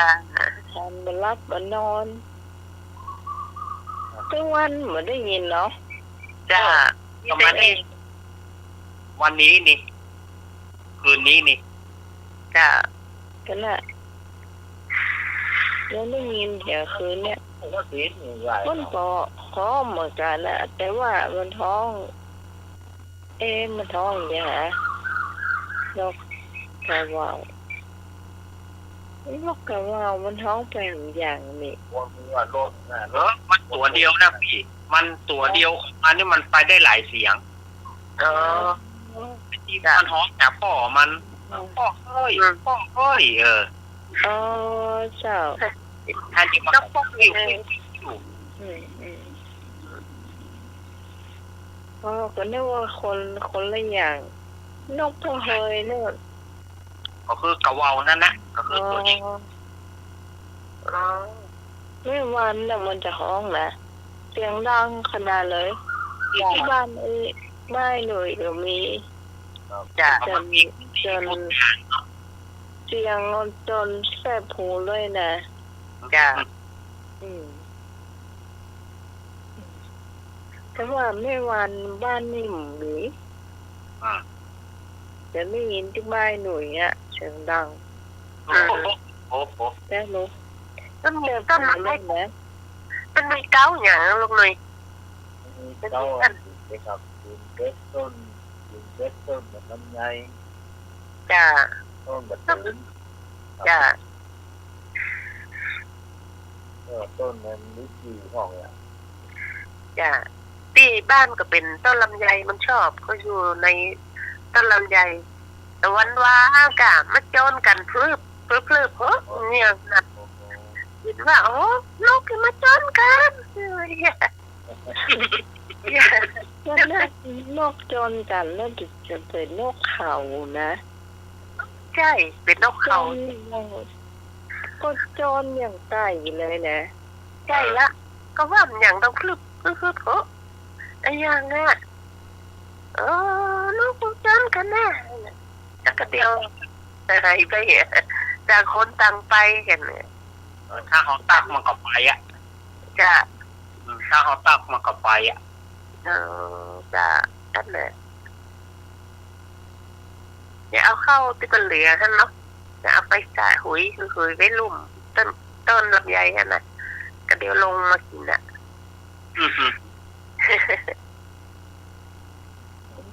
ใช่การนำไปแล้วเลย ไปวะละแค่ละไปละ ไปละ ไปแล้วบายไปแล้วตุ่มบรรยายนะ ท่านสมัครไปทางใดฮะดักแซบก็จะ รับแล้วค่ะ เอาเงียบเจองีบไปตะกี้ นั่นสุดแล้วก็กันแล้ว เอาแล้วแจ้หรือว่าเพิ่มกำปะเก่า ว่าอย่างอ้อดีกว่าก็ เราแจ้กะ จะใครจะเล่าใช่ ที่ ไหม นั่นเนาะอันสมัครแล้ว แล้วก็เที่ยว งีบไปตื่นมาละงีบไปตื่นมาละจบ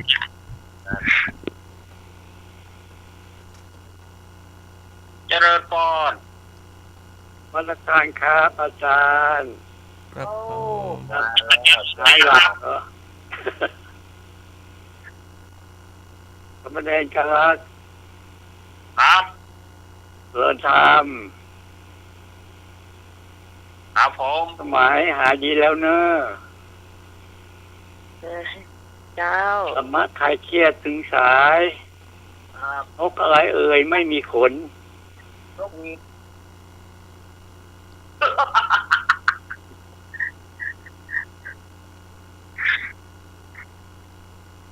ถูกหรือเปล่าหลวงตา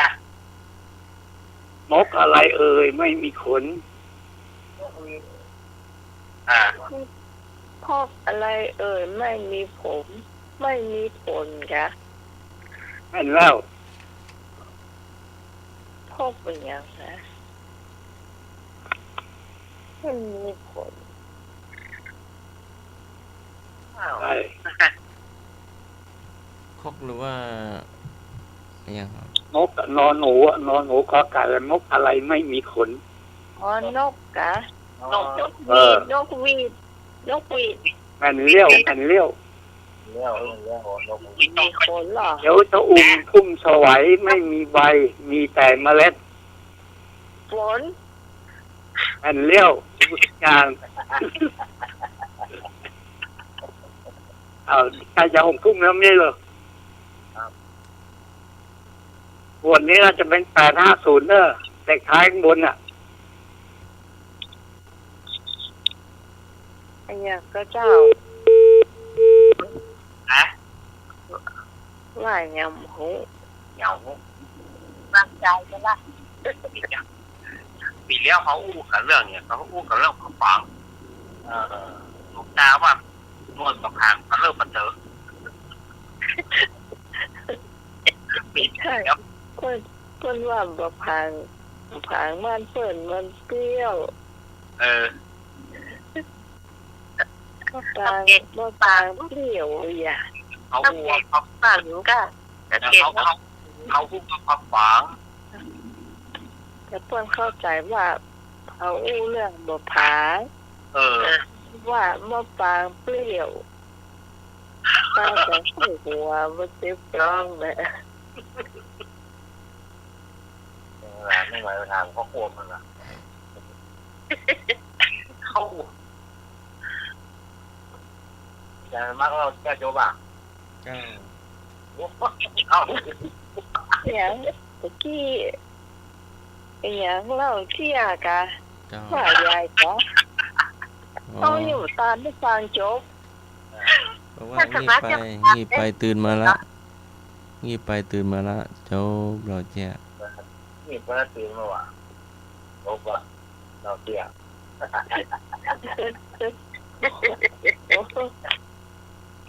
ด้านลำเหลือ มีเที่ยก่อนลองนุ่มเนาะในเมื่อเนี่ยเข้าเวียนเที่ย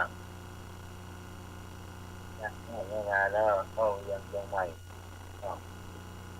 ลองดูยังไงก็ปีนี้ละเห็นงานนะฮะแล้วก็ให้เปิดแล้วตัวก็ไม่รู้หรอกให้เงินเปิดหนังร้านอาหารเนี่ยแต่เมนูพวกนี้ภาษาไทยหนังพูดกับเมนูเปิดเมนูพออะไรพอ200 300ในการอาหารนะเจ้ากำลังก็ไม่ระวังคุณครูนี่มือก่อนแล้วเด็กก็พอหน่อยก็พออย่างโอ้มีเยอะหรออันนี้50อย่างมีงานเยอะแต่50ดีเลย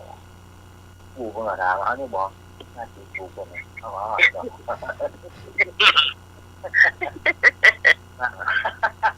นั่งรอสัก3 โมงอื่นอ่ะลงมาละลงมาโอ้ไม่ยากว่าพัดหัวออกเลย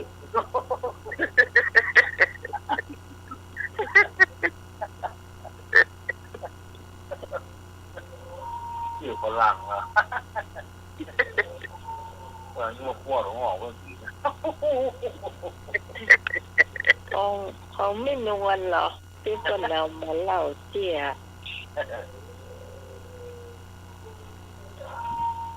ราชินีอย่างพวกนะเป็นเหล่าเจียนะมี3 คนแหละราชินี3 คนนี่นะแต่เป็นเขียด3 ตัวทอดแม่เจ้าแม่นายนี่ไม่นวลนะบุคคลอ้วนนะโอ้นี่เจ้าตัวเพิ่งอ้วนจำนะถ้าเต้าตีจำได้เป็นลายชนีนะก็ไปกำลังโอ้เป็นฝาเขียดวะเขียดตามตัวท่วนกันตามตัวโอ้ใช่แข่งยาวขายาวเนาะลองต้องเล่นแต่งกันเนาะเขียดทอดเนาะเขียดแห้งเนี่ยกันเนาะเขียดคือขึ้นปิ้งย่างอย่างเงี้ยแล้วก็นำมาทอดจ้ะ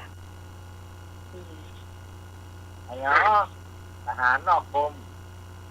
เขียดกะโอ้อันนี้ใส่นี่ล่ะ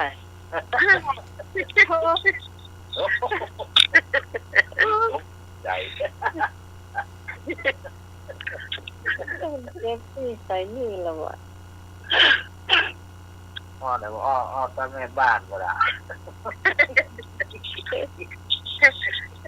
มีหันเชื่องนะถ้าไปกินเอาทหารเนี่ยไปกินบ่ไม่เห็นทหารแล้วถ้าพอเป็นบ้านเอาเขียดไปทอดให้แน่เนี่ยเป็นแถวเนี่ยเอาเสียบมันน่ะเนี่ย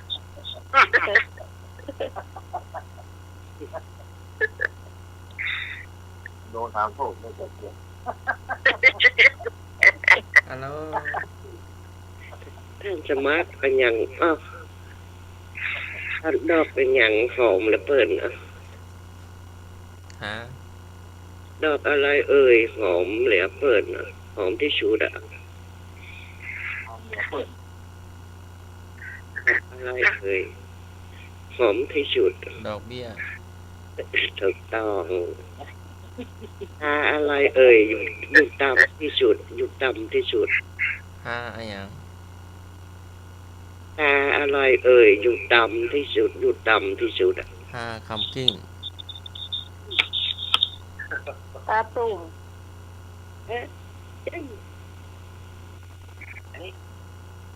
ว่าไงครับแม่เราว่ามาครับขอโทษนะตาตีนซะตาอย่างอยู่ต่ำตายังอยู่ต่ำที่สุดตาตุ่มเนาะขอโทษขนาดแม่ขอโทษเนอะตีนกันลูก ตาสีเวลาคนเกาะโคนท่อเขาตาสี ตาตีนตาตีนมันอยู่ตรงไหนแม่ แต่ตีนหลงจังเด็กกับเจ้าลุงนุยบอกเลยลุงนุย ตาสีอยู่ได้หมู่อ้ากาเช่นข้างๆอ้ากา ตาตีมีก็ตาตุ่มมันก็อย่างเดียวกันนะ จ้าเขามองเนาะ มันบินธบาตเหยียบเอาแก้วตาบ่หันกันเนาะตาตีนบ่หันเนาะ มันแบบมันยุดต่ำที่สุดคือตาอะไรแต่จุด แม่ถามคนมาแต่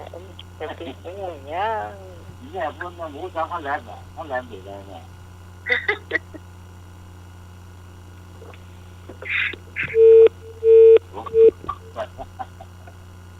อะไรเอ่ยสี่มุมสี่แค่สี่แม่จตุรัสผู้คนเงียบสงัดฆ่าฟันกันตายเหลือแต่นายสองคน เป็นของเล่นเจ้าเมนอะ มาทุกข์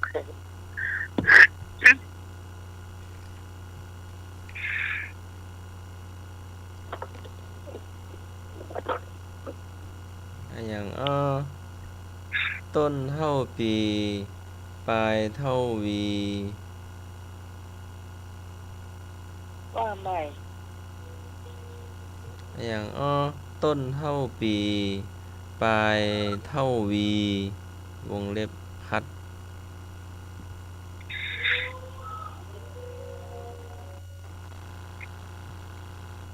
จ้องก็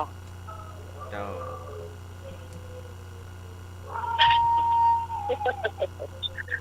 อย่างล้ำเหลือเลย มาที่ไหนมาก่อนสุมา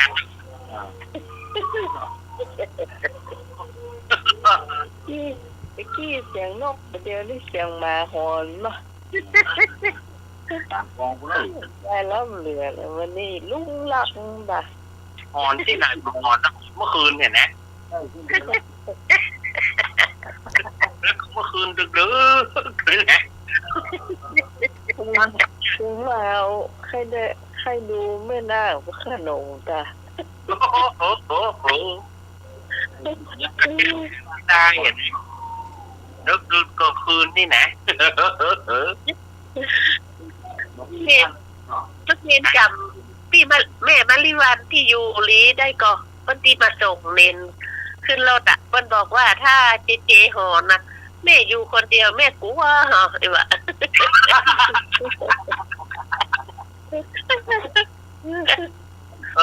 แม่นายกา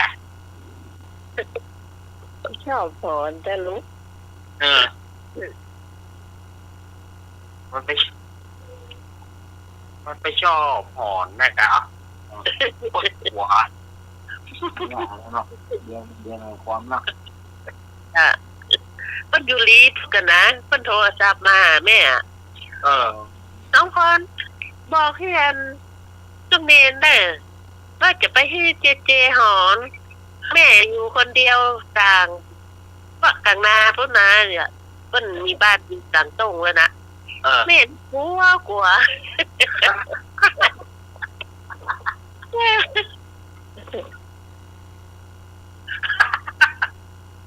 มันฟังกันเนี่ยก็มันอยู่ชุมชนวิทยุชุมชนคนเมืองลีเนาะขออาจารย์เสน่ห์จ้ะ พ่อครูเสน่ห์จ้ะ จ้ะแล้วมันเลยเต้บริวารเปิ้นก็อยู่เปิ้นก็ออกรายการที่ชุมชนคนเมืองลีเนาะ แม่นะในนามสาวล้านนาจะเปิ้นเขียนตัวเมืองเก่งขนาดเลยแม่ตัวเมืองโหเก่งเป็นเรื่องเขียนใบลานนะใส่ใบลานกาใบลานนี่เนาะ จะเก่งที่สอนนั้นสอนละออนเนาะเขียนตัวมือทางกาอย่างกาเอี่ยมเดียวเปิ้นพอ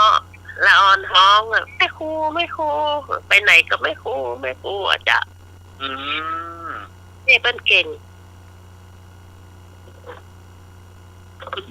เจ้าอย่างอ้อต่อไปเนาะ ทำแล้วเลยจ้ะ เกี่ยว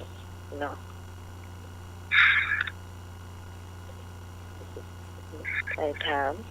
ถ้าสมัครนี่รับหรือก่อนรับ รักอะหยังไผรักบ่ได้ ยังก็ รักอะหยังไผรักบ่ได้ รักก็ยังไผรับบ่ได้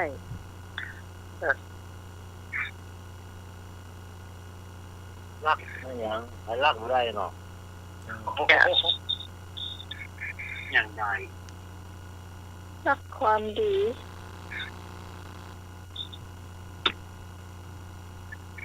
อย่าง อย่า รักเองไอ้รักไม่ได้เนาะ จ้ะเออ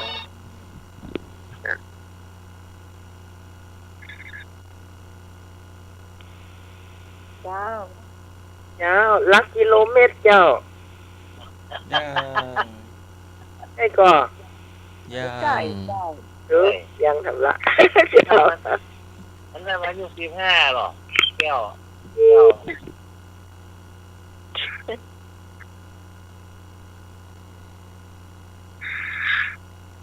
รักอะไรยังรักไม่ได้รักความดี รักจำรักจ รัก รักจำผู้ฮักรักจำเนาะ เออ ตัวปลาคือลุงตัวแกงเนาะ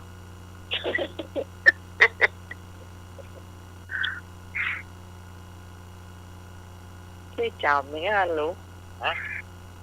ช่วยจำไหมอ่ะลูก อ๋อ ผู้ฮักรักจำเนาะ ำเขาอยู่ตีนคันใดไปไปค่อยบ้าน เขาอยู่ตีนขั้นใดไปค่อยบ้าน รองเท้าร องเท้าป่ะได้เนาะ ต้องอยู่ที่กันไปค่อยบ้าน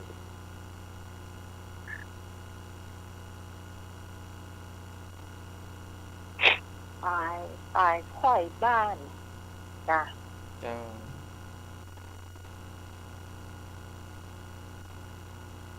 ไม่กวาดกำใจเนาะ เจ้า จ้ะ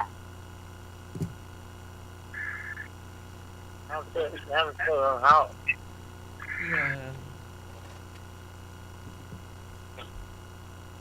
เนี่ยค่ะ อยู่ที่กันไปค่อยบ้าน ยืนแจกายืนแจกาบ้าน ตอบหนทางหนน โอ้ถามอีกค่ะถามอีกจ้ะ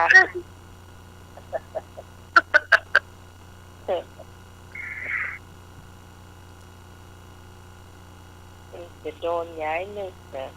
ไอ้แซ่บก็ต้องเดียว อันยังลูกไปก่อนแม่ ลูกไปก่อนแม่ปืนลูกปืน ลูกกง ลูกกง ลูกกองก็แม่ลูกปืนก็แม่นจ้ะ มันไปก่อนแม่นั่นนะ แง่เนาะ ลูกโป่งก็ได้ ลูกปืนก็ได้เขาตอบก็ได้2 นายอ่ะ คือไปก่อนนะ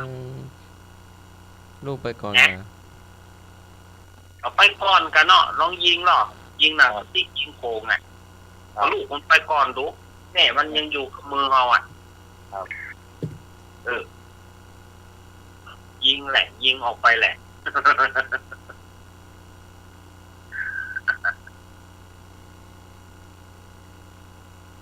ลูกโป่งเนาะอ๋อมันโดนนี่มันยังถ้าด่า ก็น้าพอไปนี่ชอบ แล้วแล้วต้อนให้มันแห้งแก้งนั่นนะ ที่อยากมาด่า ต้อนลูกโป่งปากให้มันแห้งแห้งๆก็ยิงจ้ะ โอ้มันก็คือถึงเขายิงกันแล้วนะด่า จ้ะ ไอ้เงียบแล้วเดี๋ยวดีหมดอ่ะที่ห้องโป่งมันมาถึงจะดีด่าที่ผมวนมางานละ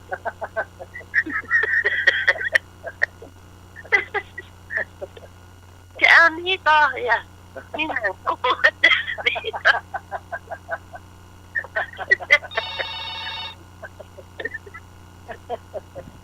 ไอ้เงี้ยก็ดีหมดอ่ะโอ้โหที่ตรงนั้นมาดี อาจารย์สมัครไหนอาจารย์สมัครไปไหน อยู่ครับผม ออกแดง หัวแดง ออกแดง ตกปั๊บ มะขามสุกเจ้า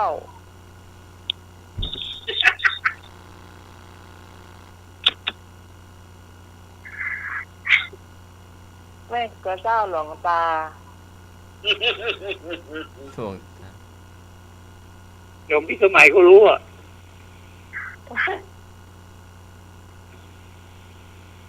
ใช่ก็ ใช่แล้วรู้แล้ว หายหรือยัง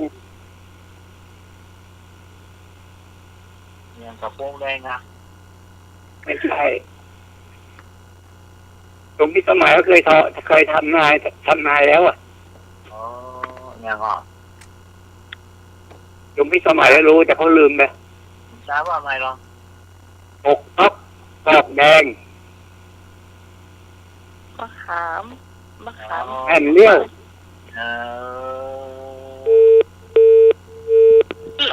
สุก นี่คือขนาดนั้น ยาซบ ทั้งห้องเนี่ย สุกนะเปียกเปลือกมันอะแตกออกมาแล้วก็มันจะมีลายออกมาแดงเนาะ เป็นไรเจ๊นะหรอยื่นหัวหลงออก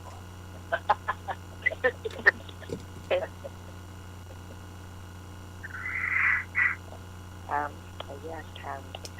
จ้า วันสุดท้ายเนาะ อ๋อ อย่างลูกบ่มีพ่ออย่างลูกบ่มีพ่อ โอ้ไม่วาง ไม่วางย่าง โอ้มีก็ผู้โกงอะไร ฮะ ผู้โกง แม่นแล้ว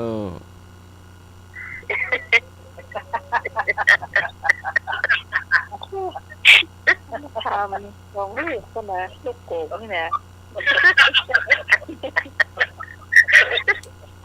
ขึ้นไปไหนจ้ะมีแค่รอบเติบก่อนหวานลูกโกงเนี่ย ผู้หมวก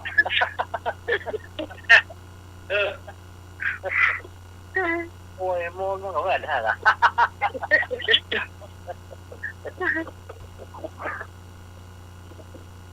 มาอย่างที่ค้านที่สุด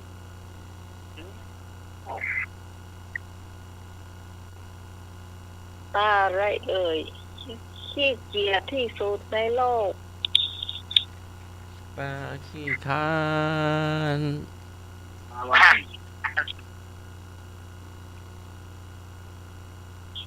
มาวัน อีกครั้งนี่ เจ้า ได้คุณหน่อยวันนั้นหน่อยนะวันนิดหน่อยหน่อย ปาวานแม่นว่า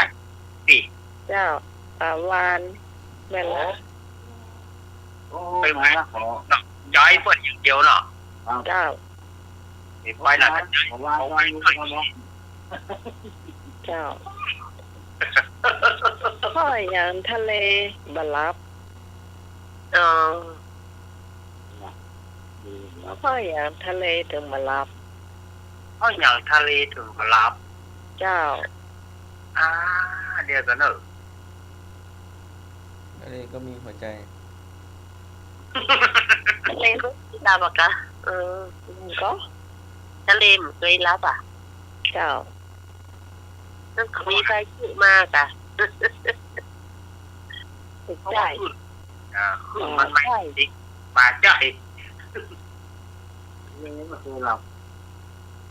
ทะเลไม่เคยหลับ ตื่นไม่มากกว่า บ่ใจ ว่า ไม่เคยหลับ พ่ออย่างทะเลมันถึงบลับ มันมีตาจ้ะทำไมมีตามันมีตามันกำลัง ใจเตื้อเรียกมาถูกต้องเตื้อ เพราะเขาลัก ไม่เคยหลับไร เขามาลักเอาลิ้นมัน อ้าวเน่าแล้ว เ เน่าแล้วเหี่ยวเกินเฉลยเนาะ ครับจ้า เพราะว่าป่ามันอยู่ในทะเลไงถ้าทะเลลับเขียไม่อยู่ใดป่ามันก็จะลับเหรอเนาะ โอ้ หัว อันนี้มาอย่างลูกวงเลย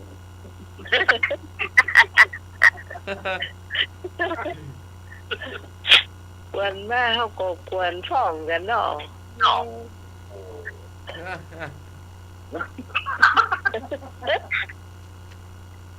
เอาแล้วเนี่ยหมดเวลาแล้วเนอะ ครับทั้งสายบ้านมัน เดี๋ยวก่อนลาก่อนเด้อเจ้า ใช่ ถึงเวลาที่เราจะได้ลากันแล้วของทุกท่าน อยู่ดีมีสุขเจ้ารับมีฟันมีเจ้า มีโชคมีใจใส่หน้าได้ลาพื้นขอให้ได้เงินหมื่นตื่นขอให้ได้เรียนแสนคู่คนเลยเจ้าขอบคุณอาจารย์ท่านพระครูสมุทรวิศวัตรวรกิจโยผู้อำนวยการสถานีเจ้ากล่าวภาษาท่านสมัครเจ้าจ้ากลับไปสางเนตรรับเจ้า รับดีฝันดีไม่พร จ้าสาธุสวัสดีน้องใหม่เนอะเจ้าขอให้น้องใหม่มีสุขภาพแข็งแรงขึ้นและหายเร็วๆนะเจ้า ขอบคุณเจ้าอีฟอน จ้าสวัสดีลุงหนุ่ยเจ้า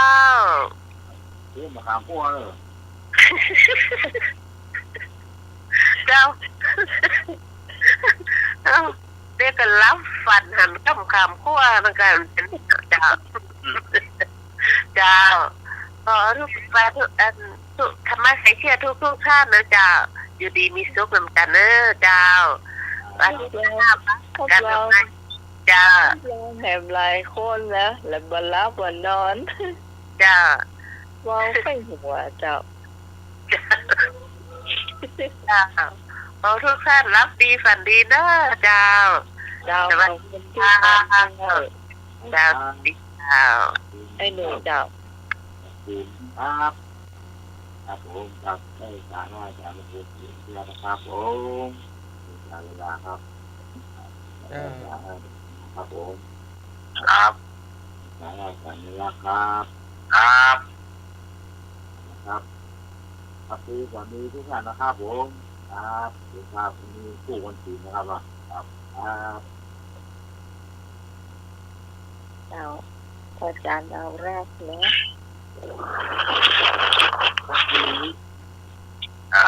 เริ่มต้นวันนี้วันพระ ขอให้ศรัทธาญาติโยมวันทำบุญชำระสิ่งให้สิ่งขาดจงมีแต่ความบริสุทธิ์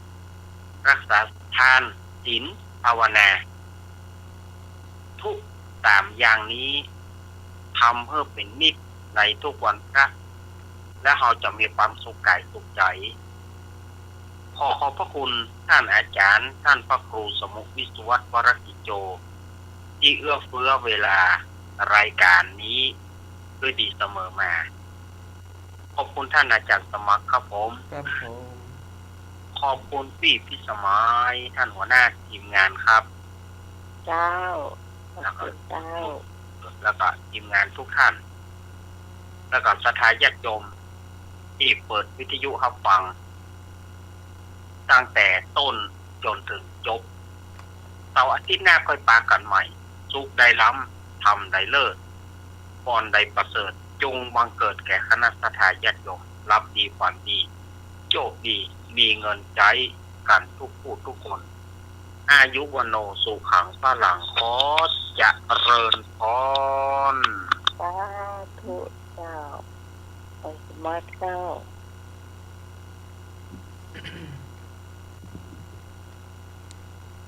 ปรวัตชานุปัสสีสานิจังอุชชชานะสัญญิโนอาสวาตัสสะวัฏทันติอาลาโสอาสวัคคายาบุคคลที่เห็นแต่โทษผู้อื่นคอยแต่เพ่งโทษผู้อื่นนั้นอาสวะก็เพิ่มทูนเขายังไกลจากอาสวะเขายังไกลจากความสิ้นอาสวะขุทกนิกายธรรมบทค่ำคืนนี้ก็ไหว้พระสวดมนต์แผ่เมตตาภาวนาหยาดน้ำหลับเป็นสุขตื่นเป็นสุขขอเจริญพร เจ้าสำรับค่ำคืนนี้ขอบคุณคุณผู้ฟังทุกเสียงทุกสายที่มาช่วยกันจัดรายการธรรมะใครเตือนเราและเจ้าชื่นชอบรายการนี้อย่าลืมติดตามเสาร์อาทิตย์หน้านะเจ้าเป็นกำลังใจให้ทีมงานธรรมะใครเตือนเราและเจ้าสำหรับวันนี้ข้าเจ้าต้องขอบคุณพระอาจารย์พระครูสมวิศวัตรเรจิโจผู้อำนวยการสถานีที่เปิดเพลงให้ฟังแล้วก็ควบคุมเสียงมาโดยตลอดนะเจ้าสำหรับข้าเจ้าพิสมัยสุริโยดรเจ้าตะวันดอนตาลตำบลเมืองแก้วอำเภอแม่ริมจังหวัดเชียงใหม่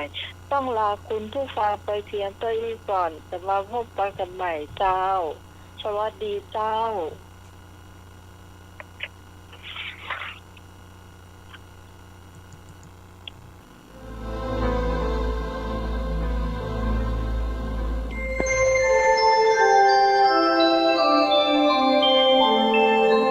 ขณะนี้ท่านกำลังฟังสถานีวิทยุกระจายเสียง FM 104.5 เมกะเฮิรตซ์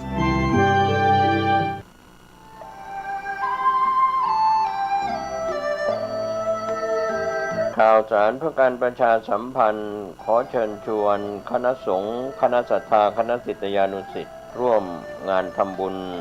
วันมรณภาพครบ30 ปีและชาติการ117 ปีพระครูวิมลวรเวทหลวงพ่อบุญมีชัยวุฒโธณวัดท่าสตอยศรีสร้อยทรายมูลตำบลวัดเกตอำเภอเมืองจังหวัดเชียงใหม่ตรงกับวันอังคารที่7 มีนาคมพุทธศักราช 2566 โดยได้รับข่าวฝากจากพระอาจารย์มหาเกษมเขมาพินันโทเจ้าอาวาสวัดท่าสตอยศรีสร้อยทรายมูลพร้อมคณะศรัทธาคณะกรรมการศิษยานุศิษย์ชุมชนศรีสร้อยทรายมูลชุมชนท่าสตอยบ้านกลางชุมชนสันนารุงชุมชนรถไฟสามัคคีชุมชนต้นขามสามัคคีชุมชนบ้านแพะสามัคคีพัฒนาชุมชนบ้านใหม่พัฒนาชุมชนวัดเมืองกายสามัคคีคณะครูอาจารย์และนักเรียนโรงเรียนเทศบาลวัดท่าสตอยร่วมเป็นเจ้าภาพงานนี้มีกำหนดการอังคารที่7 มีนาคมช่วง 9:30 นาทีอาราธนาพระสงฆ์สวดพระพุทธมนต์มอบทุนการศึกษา 11 นาฬิกาถวายพระตาหารเพลแด่พระสงฆ์สามเณร 12 นาฬิกาเชิญท่านผู้ร่วมงานรับประทานอาหารกลางวันเป็นเสร็จพิธีช่วงเช้า 9 นาฬิกาเป็นต้นไป7 มีนาคม 2566 เชิญคณะสงฆ์คณะศรัทธาคณะศิษยานุศิษย์และผู้มีความเคารพในหลวงพ่อพระครูวิมลวรเวทหลวงพ่อบุญมีชัยวุฒโธร่วมงานนี้โดยพร้อมเพรียงกัน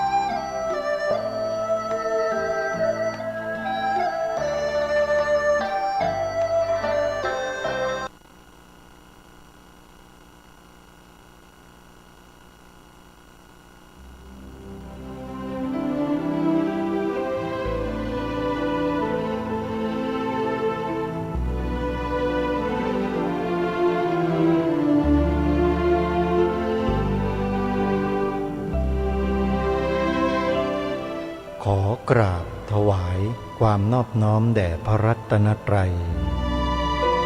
ถวายความเคารพพระมหาเถระพระเถรานุเถระทุกท่านขอความสุขความเจริญในธรรม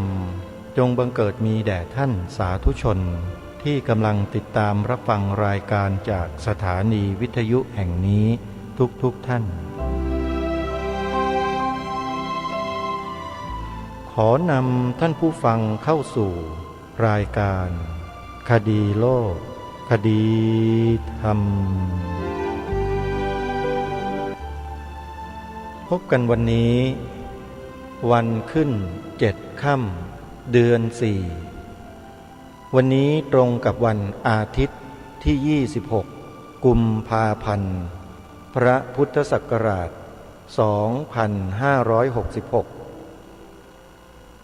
รายการคดีโลกคดีธรรมมาพบกับท่านสาธุชนเป็นปกติทุกวันจันทร์ถึงวันศุกร์และวันเสาร์อาทิตย์ทางสถานีวิทยุแห่งนี้ท่านสามารถดาวน์โหลดแอปพลิเคชันวิทยุพุทธศาสนาทั่วไทยเพื่อติดตามรับฟังรายการนี้ได้ทุกวันสาธุชนผู้ฟังทุกท่านวันนี้รายการคดีโลกคดีธรรมขอเริ่มต้นด้วยข่าวประชาสัมพันธ์งานบุญประจำปีของวัดศรีอุดมวงศ์เป็นงานวันนัดพบญาติธรรมของวัดศรีอุดมวงศ์ประจำปีพระพุทธศักราช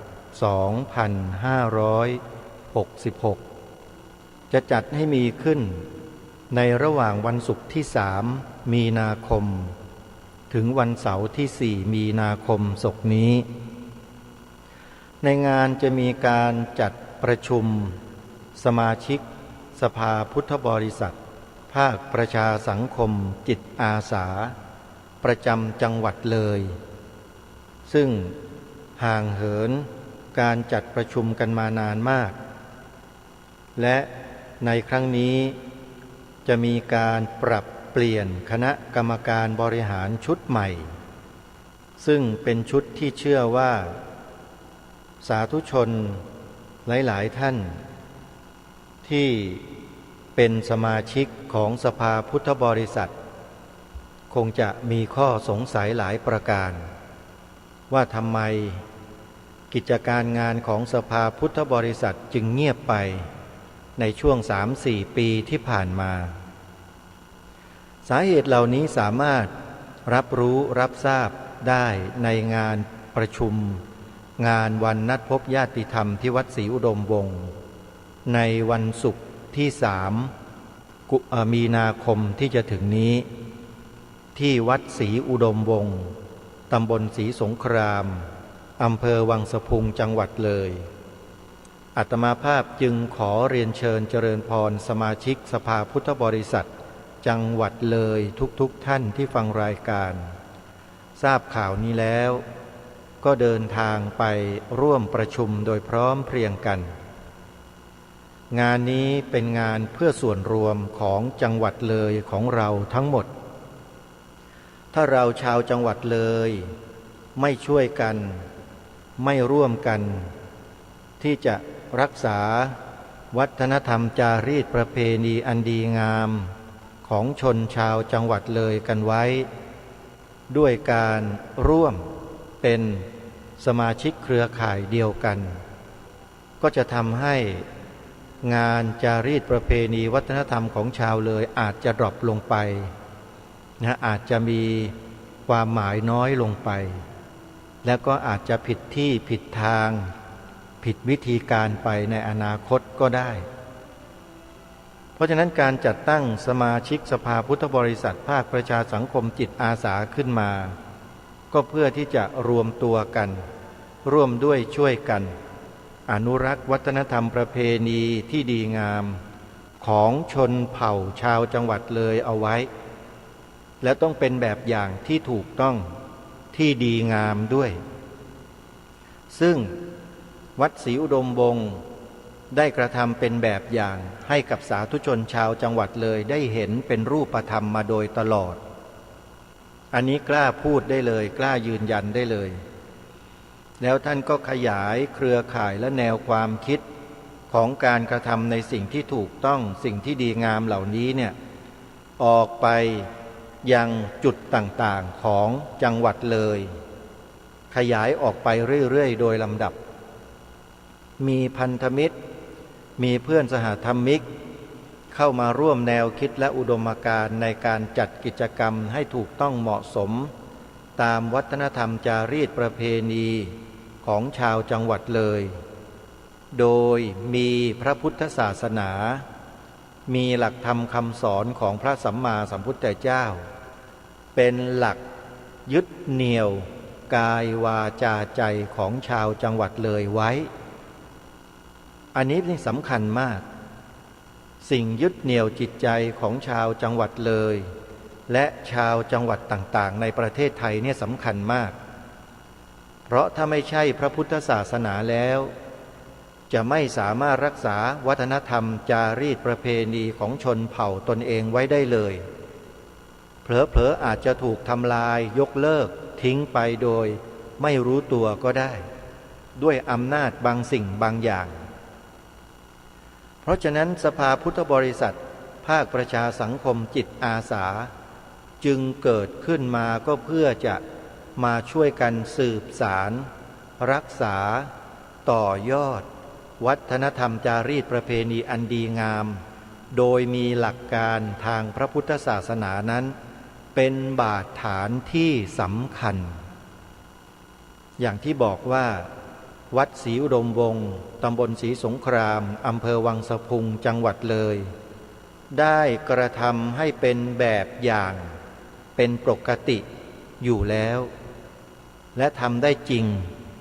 และปฏิบัติได้ผลจริงเห็นผลได้จริงอาตมาภาพในฐานะเป็นผู้ก่อตั้งสภาพุทธบริษัทภาคประชาสังคมจิตอาสานี้ขึ้นมาตั้งแต่เริ่มต้นโดยได้ไปชักชวนท่านอาจารย์พระครูอุดมวรานุวัตรเจ้าอาวาสวัดศรีอุดมวงศ์ตำบลศรีสงครามอำเภอวังสะพุงจังหวัดเลยเนี่ยเป็นผู้เริ่มต้นให้กับจังหวัดเลยและ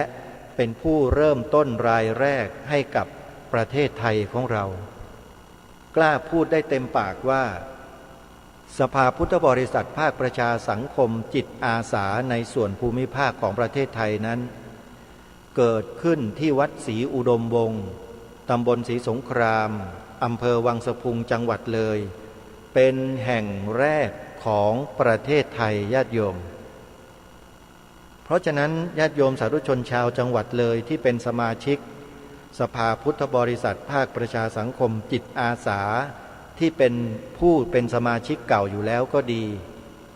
ผู้ที่จะกำลังตัดสินใจเข้าร่วมเป็นสมาชิกก็ดีขอให้ท่านมาร่วมประชุมกันในวันที่3 มีนาคมที่จะถึงนี้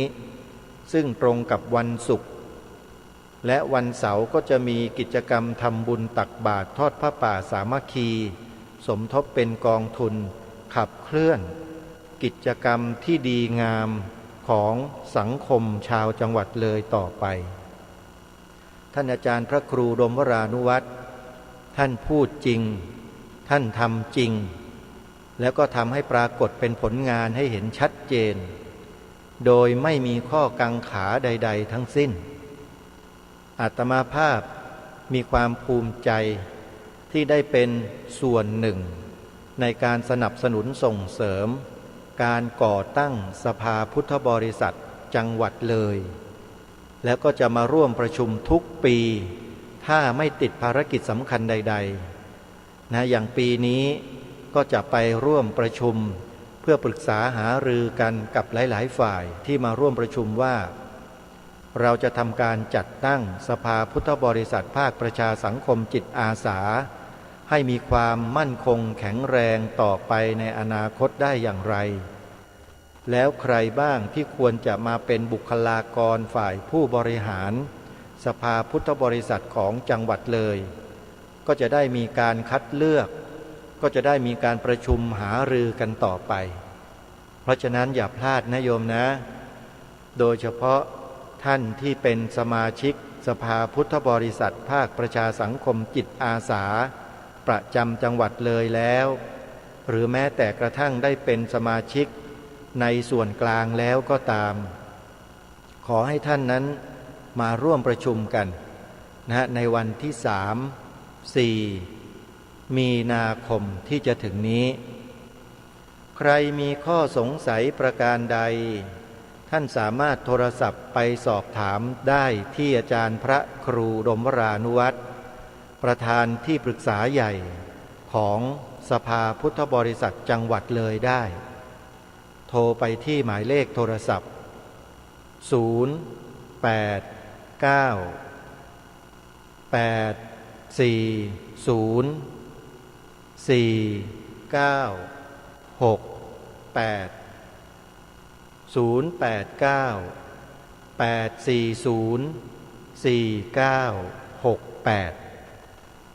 นี่คือกิจกรรมของจังหวัดเลยที่ประชาสัมพันธ์ในเบื้องต้นของรายการวันนี้และเดี๋ยวจะกล่าวและประกาศเชิญชวนให้ญาติโยมชาวจังหวัดเลยไปร่วมกิจกรรมกันไปกว่าจนกระทั่งจะถึงวันงานนะโยมนะอีกข่าวหนึ่งก็คือข่าวงานบุญประเพณีแบบโบราณดั้งเดิมที่มีมานานกว่า 3,000 ปีชนชาวกุยหรือกวยหรือสวยเลี้ยงช้าง3 ชื่อนี้เป็นชาติพันธุ์เดียวกันเกิดมาจากสายพันธุ์และสปีชีส์เดียวกันแต่มาถูกแยกให้เป็นชื่อนั้นชื่อนี้ก็เพราะเหตุบ้านการเมืองที่มีการดำเนินการให้ผู้คนชาติพันธุ์กลุ่มดังกล่าวแยกย้ายถิ่นฐานของตนเองออกไปทำหน้าที่ที่แตกต่างกันอันนี้ก็มีประวัติศาสตร์ที่ได้จารึกบันทึกบอกไว้อยู่จริงๆแล้วเป็นชนเชื้อสายพันธุ์เดียวกันก็คือกุยกวยหรือสวยนั่นเองเขาจะจัดกิจกรรมรักษาวัฒนธรรมประเพณีของชนชาวกุยที่เลี้ยงช้างซึ่งจัดทำเป็นประจำทุกปีถ้าจะเปรียบอุปมาเหมือนกิจกรรมในภาคกลางก็คือการไหว้ครูประจำปีนั่นเองชาวกุยชาวกวยหรือชาวสวยก็จะมีพิธีกรรมไหว้ครูประกำช้างเป็นประจำทุกปีเหมือนกันและที่ผ่านมาหลาย10 ปีเป็น100 ปีมาเนี่ยเรายังไม่เคยพบยังไม่เคยเห็นไม่เคยทราบมาก่อนว่าจะมีศาลประกำช้างส่วนกลางของชนชาติเชื้อเผ่าพันธุ์กุยกวยหรือสวยมีอยู่ณที่แห่งหนตำบลใดยังไม่เคยทราบแต่มาในปัจจุบันนี้มีพระสงฆ์รูปหนึ่งซึ่งเป็นชนชาวกุยนี่แหละท่านอุปสมบทมาแล้วท่านก็มีความสัมพันธ์เกี่ยวกับช้างมาโดยตลอดชีวิตของท่านแล้วท่านมองเห็นว่าการอนุรักษ์ชาติพันธุ์วัฒนธรรมประเพณีของชาติพันธุ์เอาไว้มันจำเป็นที่จะต้องมีการรวมศูนย์ทางความเชื่อของผู้คนเหล่านี้เอาไว้ท่านพระอาจารย์รูปนี้ก็จึงมาตั้งวัดขึ้นอยู่ในพื้นที่ของตำบลกระโพอำเภอท่าตูมจังหวัดสุรินทร์ซึ่งเป็นหมู่บ้านที่ชาวบ้านเลี้ยงช้างไว้ในบ้านกันเหมือนกับสัตว์เลี้ยงทั่วๆไปนี่แหละเอาไว้ที่นี่สถานที่แห่งนี้เป็นผืนป่าประจำชุมชนแล้วท่านก็ได้เข้ามาอาศัยอยู่ตั้งเป็นสำนักตั้งแต่เริ่มต้นเมื่อประมาณปีพระพุทธศักราช 2540 กว่าจะ44หรือ45นี่อาตมาภาพไม่แน่ใจนะฮะแต่อยู่ประมาณนั้นเมื่อท่านตั้งวัดนี้ขึ้นแล้วปรากฏว่ามีชาวบ้านเนี่ยนำช้างที่ป่วยช้างที่ไม่สบายเนี่ยมาให้ท่านช่วยเหลือในลักษณะว่ามีความเชื่อว่าพระสงฆ์ ที่มีความรู้ความสามารถเป็นชนเผ่าเชื้อสายเดียวกันที่มีความรู้ด้านวิชาอะไรต่างๆจะสามารถช่วยให้ช้างนั้นหายป่วยได้ท่านก็เลยเอามาฝากไว้ที่วัดคือเอาช้างป่วยมาไว้แล้วทางเจ้าวาดก็คอยเลี้ยงคอยดูแลคอยอะไรต่างๆให้จนกระทั่งหายป่วยพอหายป่วยแล้วท่านก็ให้เจ้าของช้างนั้นนำช้างนี้กลับไปที่บ้านไปเลี้ยงไว้เหมือนเดิมอยู่มาก็มีคนนำช้างที่ป่วยไข้เนี่ยมาให้ท่านอีกอย่างนี้เรื่อยเลยตลอดทั้งปีไปมาสถานที่วัดหรือสำนักของท่านก็กลายเป็นที่อนุบาลรักษาดูแลช้างที่ป่วยเป็นปกติแล้วชาวบ้านก็มีความเลื่อมใสศรัทธาในความเสียสละของท่านก็เลยจัดกิจกรรมงานประจำปีที่เกี่ยวกับช้างขึ้นโดยมารวมตัวกันไหว้ครูประกำช้างกันที่วัดป่าอาเจียงแห่งนี้เป็นประจำทุกปีก็เลยถือเป็นวัฒนธรรมประเพณีของหมู่บ้านช้างชาวจังหวัดสุรินทร์ที่นี่มาโดยตลอดทีนี้มาในปีนี้นะโยมอาตมาภาพเองก็ได้พบกับท่านอาจารย์พระครูสมุหารด็อกเตอร์ท่านเจ้าวาดวัดป่าอาเจียงในฐานะที่ท่านก็ติดตามผลงานของอาตมาภาพมาอยู่โดยตลอดทางสถานีโทรทัศน์ดีทีวีแล้วท่านก็เห็นว่าอาตมาภาพเนี่ยมาปลูกป่าอยู่ที่จังหวัดสุรินทร์ด้วยท่านก็พยายามที่จะติดต่อเข้ามาจนกระทั่งพบเจอแล้วก็ได้พูดคุยกันแล้วท่านก็ได้ให้ข้อมูลเกี่ยวกับแนวความคิดที่ท่านต้องการจะอนุรักษ์วัฒนธรรมจารีตประเพณีของชนเผ่ากุยเหล่านี้เอาไว้โดยเฉพาะพิธีไหว้ครูประกำช้างเนี่ยท่านจะให้ศาลครูประกำช้างส่วนกลางนั้นดำรงอยู่หรือสถิตอยู่ที่วัดป่าอาเจียงนี้ตลอดกาลแล้วไม่ว่ากลุ่มชาติพันธุ์กุยกวยหรือสวยที่มาจากที่ไหนก็แล้วแต่ในโลกนี้ถ้าต้องการจะมาไหว้ครูประกำช้างจะต้องมาไหว้ในสถานที่วัดป่าอาเจียงนี้แห่งเดียวเท่านั้นซึ่งถือว่าเป็นศาลประกำช้างกลางของชาวกุยทั่วโลกท่านมีแนวความคิดอย่างนี้โยมอาตมาภาพก็เลยเห็นด้วยกับท่านเพราะว่าการที่พระรูปหนึ่งที่ท่านทุ่มเทแล้วเสียสละในการสืบสารรักษาประเพณีวัฒนธรรมของชนเผ่าของตนเองไว้เนี่ยมันเป็นเรื่องใหญ่เป็นเรื่องที่สำคัญมากแล้วที่สำคัญอีกประการหนึ่งก็คือชาวบ้านไว้เนื้อเชื่อใจแล้วก็ให้ความเชื่อถือศรัทธาในตัวท่านอาตมาภาพก็เลยถือโอกาสประชาสัมพันธ์บอกข่าวกับญาติโยมสาธุชนว่าถ้าหากสาธุชนท่านใดที่มีความสัมพันธ์สายสัมพันธ์เกี่ยวกับช้างไม่ว่าจะเป็นตระกูลของท่านปู่ย่าตาทวดของท่านเคยเลี้ยงช้างเคยดูแลช้างมาก่อนในอดีตแล้วท่านต้องการที่จะมาประกอบพิธีประจำปีก็ขอเรียนเชิญได้ที่วัดป่าอาเจียงบ้านหนองบัวตำบลกระโพอำเภอท่าตูมจังหวัดสุรินทร์คอยท่านอยู่ซึ่งเขาจะกำหนดให้มีการจัดงาน2 วันคือวันเสาร์ที่11มีนาคม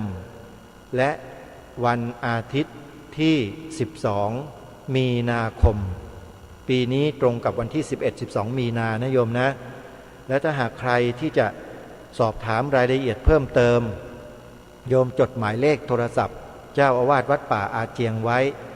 แล้วก็โทรศัพท์ไปสอบถามได้ที่หมายเลขดังนี้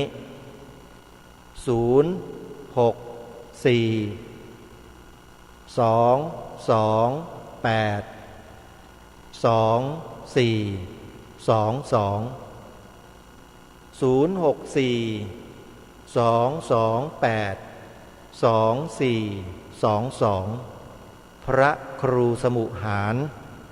ด็อกเตอร์ท่านจบปริญญาเอกด้วยนะโยมเพราะฉะนั้นท่านมีความรู้ในหลายๆด้านความรู้การบริหารจัดการความรู้ในเชิงของวิชาการต่างๆจบถึง PhD เป็นปริญญาเอกจากมหาวิทยาลัยสงฆ์มหาจุฬาลงกรณราชวิทยาลัยด้วยนะโยมนะเพราะฉะนั้นความรู้ท่านแน่นแน่นอนในการทำงานนั้นไม่ต้องห่วงจึงขอเรียนเชิญสาธุชนไปร่วมงานกันนะโยมนะในช่วงนี้อาตมาภาพได้ตั้งรายการเอาไว้ จะให้ท่านสาธุชนไปติดตามรับฟังนะฮะการสรุปกิจกรรมงานวันนัดพบผู้ใฝ่ธรรมที่วัดไตรสิกขาทรามรตารามในปีนี้ของคณะทำงานโดยมีอาตมาภาพเป็นพิธีกรในการเสวนาสรุปในช่วงเช้า5 นาฬิกาถึง6 นาฬิกาโดยประมาณเดี๋ยวเราไปติดตามรับฟังพร้อมๆกันญาติโยมส่วนผู้ที่มาสรุปบนเวทีเสวนาในช่วงเช้าของกิจกรรมในวันนั้นก็มีท่านอาจารย์พระครูดมวรานุวัฒน์เจ้าคณะตำบลศรีสงครามเจ้าอาวาสวัดศรีอุดมวงศ์อำเภอวังสะพุงจังหวัดเลยและก็ท่านพระอาจารย์ทองพันธ์ปัญญาทโรเจ้าอาวาสวัดนิเพทพระลารามตำบลแพทย์อำเภอคำตากล้าจังหวัดสกลนครซึ่งเป็นลูกศิษย์ใกล้ชิดของพระอาจารย์สมภพโชติปัญโยนั่นเองก็จะมากล่าวอะไรต่อมิอะไรในกิจกรรมครั้งนี้เดี๋ยวเราไปติดตามรับฟังพร้อมๆกันได้ณบัดนี้เพราะศรัทธานั้นเปรียบเสมือนพืชที่เรียกว่าศรัทธาผีชังที่จะนำเราไปสู่กุศลธรรมต่างๆจนมาถึงช่วงห่วงเวลาแห่ง5 นาฬิกา 10 นาทีตรงนี้ก่อนที่เราจะปิดกล้องในเวลา6 นาฬิกาเป็นบุญญาราภเราท่านทั้งหลายโดยการมาอาศัยพื้นที่สถานที่ที่แห่งนี้แล้วก็โดยเฉพาะที่สำคัญงานนี้เราได้มาปฏิบัตินอกจากเป็นวันนัดพบผู้ใฝ่ธรรมซึ่งก่อเกิดกำเนิดในพื้นที่ของนิเพทปรารามซึ่งเป็นวัดแห่งแรกที่ท่านพระอาจารย์สมภพโชติปัญโยท่านได้เริ่มในการก่อตั้งสถานธรรมที่แห่งนั้นเกิดขึ้นเป็นการปลูกศรัทธาแก่เราท่านทั้งหลายจนมาถึงไตรสิกขาทรามรตารามบุคคลที่ติดตามครูบาอาจารย์และก็ใกล้ชิดสนิทและก็รู้จักเป็นอย่างดีในการติดตามครูบาอาจารย์ไม่ว่าจะเป็นประวัติการทำงานอุดมการณ์ต่างๆก็คงไม่พ้นใครที่ไหนนอกจากเจ้าอาวาสของนิเพทพรารามคือท่านพระอาจารย์ทองพันธ์ปัญญาทโรเพราะฉะนั้นในช่วงสุดท้ายก็จะได้ท่านได้สนทนาธรรมเพื่อจะฝากงานและก็กิจกรรมต่างๆกับท่านพระอาจารย์ปรัตนรงค์ฤทธิ์อุปรกิโต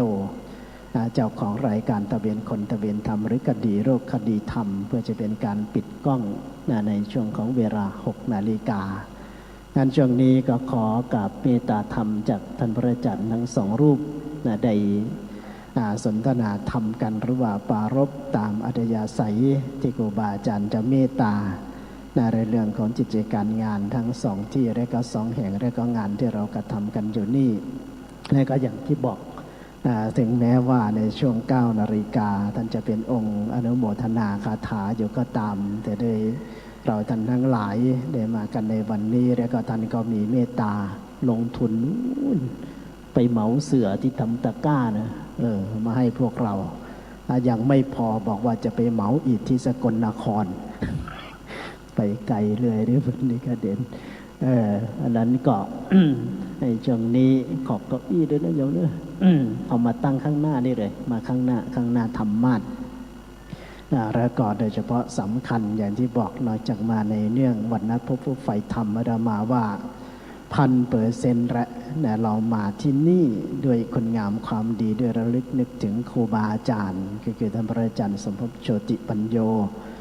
แล้วก็โดยอย่างที่บอกบุคคลที่จะเล่าเรื่องราวหรือว่างานต่างๆของไตรสิกขาก็ดีของนิเพทปรารามก็ดีเกี่ยวกับท่านพระอาจารย์ก็ตามเนี่ยก็คงไม่มีใครที่จะเล่าได้ดีเท่ากับท่านพระอาจารย์ทองพันธ์ปัญญาทโรนั่นก็ช่วงนี้ก็กราบขอเมตตาธรรมครูบาอาจารย์นะครับแล้วก็จะได้เป็นการได้ปิดกล้องไปในตัวก็จะมอบถวายใหม่ที่ตรงนี้ให้กับท่านพระครูดมวรานุวัฒน์ก็เป็นการจัดสถานที่อื่นๆต่อไปในช่วงนี้ก็ขอมอบทางด้านของภาระหน้าที่ตรงนี้ในการเป็นพิธีกรดำเนินรายการให้กับท่านพระอาจารย์พระครูปรัตนรงค์ฤทธิ์อุปรักขิโตดำเนินต่อไปกับนิมนต์ครับครับขอบคุณท่านพระอาจารย์สอนเพชรขอโอกาสครูบาอาจารย์อีกสักครั้งหนึ่งนะครับเป็นการสรุปกิจกรรมในวันนี้ในฐานะสื่อสถานีโทรทัศน์ดีทีวีที่ได้มีโอกาสมารับใช้วัดไตรสิกขาทรามรตารามท่านพระอาจารย์ใหญ่พระอาจารย์สมภพโชติปัญโยและในช่วงท้ายท่านพระอาจารย์พระครูดมวรานุวัฒน์ก็ให้มาทำหน้าที่พูดคุยสรุปกิจกรรมกับ เจ้าถิ่นก็คือพระอาจารย์เตี้ยหรือพระอาจารย์ทองพันธ์เป็นพูดง่ายๆว่าเป็นเพื่อนกันมาตั้งแต่สมัยพรรษาแรกๆรู้จักกันมา พระอาจารย์ทองพันธ์เนี่ยท่านก็ไปเยี่ยมเยือนที่วัดที่อาตมาจำพรรษาอยู่นั่นก็คือตกลงไม่มาเลยมาเนาะนิมนต์ครับอาจารย์ครับคือรู้จักกันมาตั้งแต่พรรษาแรกๆแล้วท่านอาจารย์ทองพันธ์เนี่ยแต่ก็ไม่ค่อยได้ไปมาหาสู่กันเท่าไหร่แต่ว่ามันลึ่งกันเนาะเข้าใจบอกนั่นแหละคือมันเข้าใจกันมองตาก็รู้ใจว่าท่านตัวท่านสูงเท่านี้แล้วไม่สูงกว่านี้อีกแล้ว อาจารย์ทองพันธ์เราเนี่ยคือทำยังไงก็ไม่สูงก็อยู่เท่านี้มีแต่จะพองออกข้างๆนะตอนนี้รู้สึกน้ำหนักจะขึ้นแล้วนะพระอาจารย์เนี่ย คือจะได้มาคุยกับท่านสอบถามท่านหน่อยว่าพระอาจารย์ทองพันธ์เห็นกิจกรรมวันนี้ที่ท่านอาจารย์พระครูอุดมก็ดีพระครูวัดอารามมงคลพระครูประยัติพาญาติโยมมากันแล้วก็มีดีทีวีมาถ่ายทอดสดนำธรรมะบรรยายของอาจารย์สมภพไปออกเป็นยังไงบ้างอะไรอย่างเงี้ยครับอาจารย์ทองพันธ์ครับเป็นยังไงครับเห็นบรรยากาศตั้งแต่เมื่อวานมาจนถึงวันนี้ญาติโยมเต็มศาลาแบบนี้ครับอาจารย์ก็ต้องกราบขอโอกาสพ่อแม่ครูบาอาจารย์นะครับคนขาสั้นมานั่งเก้าอี้สูง นี่แหละเขาเรียกว่าความทะเยอทะยานสูงแต่ว่าขาสั้นก่อนอื่นก็ต้องกราบขอบพระคุณนะครับครูบาอาจารย์ขออนุโมทนากับพี่น้องญาติธรรมทุกท่านนะที่ว่าเราท่านทั้งหลายกำลังมาทำหน้าที่นะครับเหมือนอย่างครูบาอาจารย์ที่ท่านได้ปรารภธรรมกับพวกเราโยมมือลงนะถ้าจะถามว่ากิจกรรมที่เรามาเนี่ย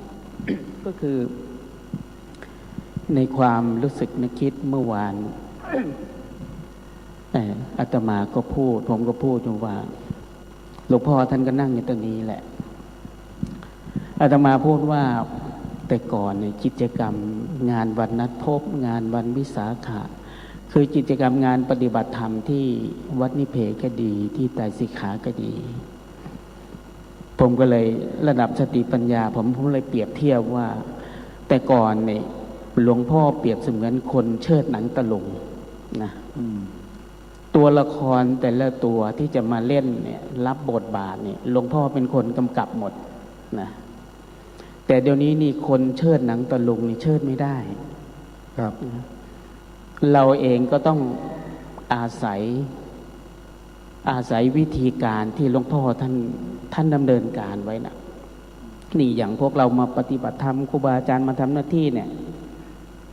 คือเรากำลังเปรียบคล้ายๆกับตัวหนังที่หลวงพ่อท่านเคยแสดงในแต่ละครั้งตั้งแต่ท่านบุกเบิกมา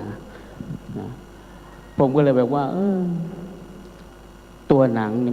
มันอันตรายนะหนังถ้าโดนน้ำนี่ไม่ได้นะโดนไฟก็ไม่ได้นะตัวหนังที่ท่านสลักลวดลายจะเป็นตัวพระเอกตัวตลกตัวอะไรนี่แต่ก่อนนี่ท่านจะเป็นคนเชิดแล้วก็คนบรรยายเองแต่ว่าตอนนี้เรากำลังมาเป็นตัวหนังโดยอาศัยคำพูดที่พระเดชพระคุณหลวงพ่อท่านถ่ายทอดมาจากศรัทธาที่เราได้ยินจากสติปัญญาที่เราได้ยินได้ฟังแล้วมันก่อเกิดครูบาอาจารย์โดยเฉพาะยิ่งท่านพระอาจารย์อุดมท่านพระครูอุดมนะครับครูบาอาจารย์นี่หลายๆรูปนะอย่างผมเห็นมาเมื่อวานนี่โยมมาว่าพระอาจารย์น้ำไม่ไหลโอ้ยมันกะสิไหลจังไหนเนาะกอกบักหลายโลดเครื่องสูบน้ำขึ้นถังมันเอาน้ำขึ้นถังไม่ทันโยมนะปัญหาเหล่านี้เนี่ยเป็นปัญหาที่จะเกิดขึ้นกับผู้คนถ้ามาเยอะๆนะอย่างศาลาแต่ก่อนมันก็ไม่ได้กว้างขวางท่านก็ขยายออกเพื่อรองรับแต่ถามว่ากิจกรรมนี้เป็นกิจกรรมที่ถือว่าเป็นกิจกรรมที่ทรงคุณค่าแล้วหลวงพ่อเองท่านก็อยากจะให้เกิดให้มีขึ้นนะโดยมุ่งหวังว่าสำหรับผู้คนที่มาแล้วเนี่ยทำอย่างไรท่านเหล่านั้นจะได้รับประโยชน์นะ ผมก็เลยมาถามผมว่า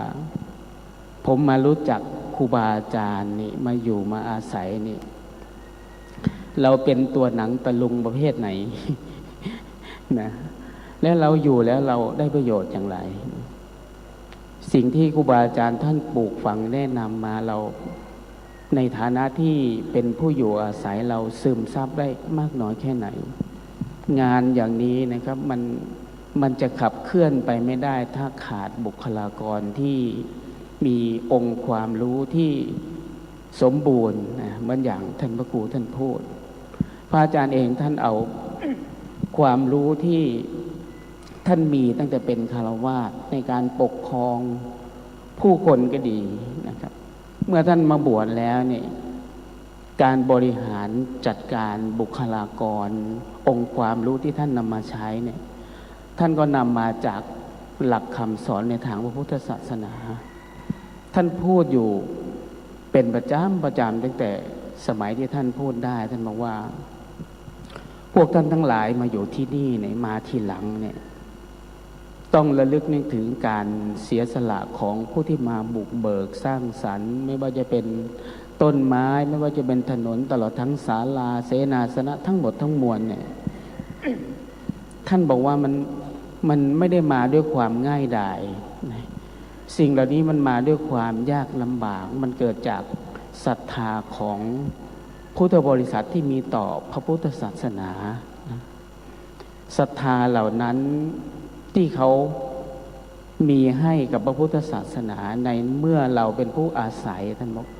ผมเองนี่เป็นผู้ไปเที่ยวประกาศธรรมบอกหลัก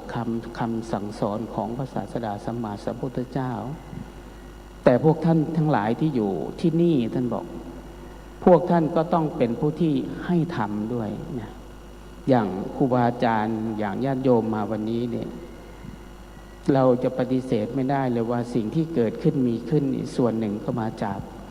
การได้ยินได้ฟังการปลุกเร้าของครูบาอาจารย์แล้วเรากำลังมาทั้งแสดงธรรมทั้งให้ธรรมทั้งในส่วนของ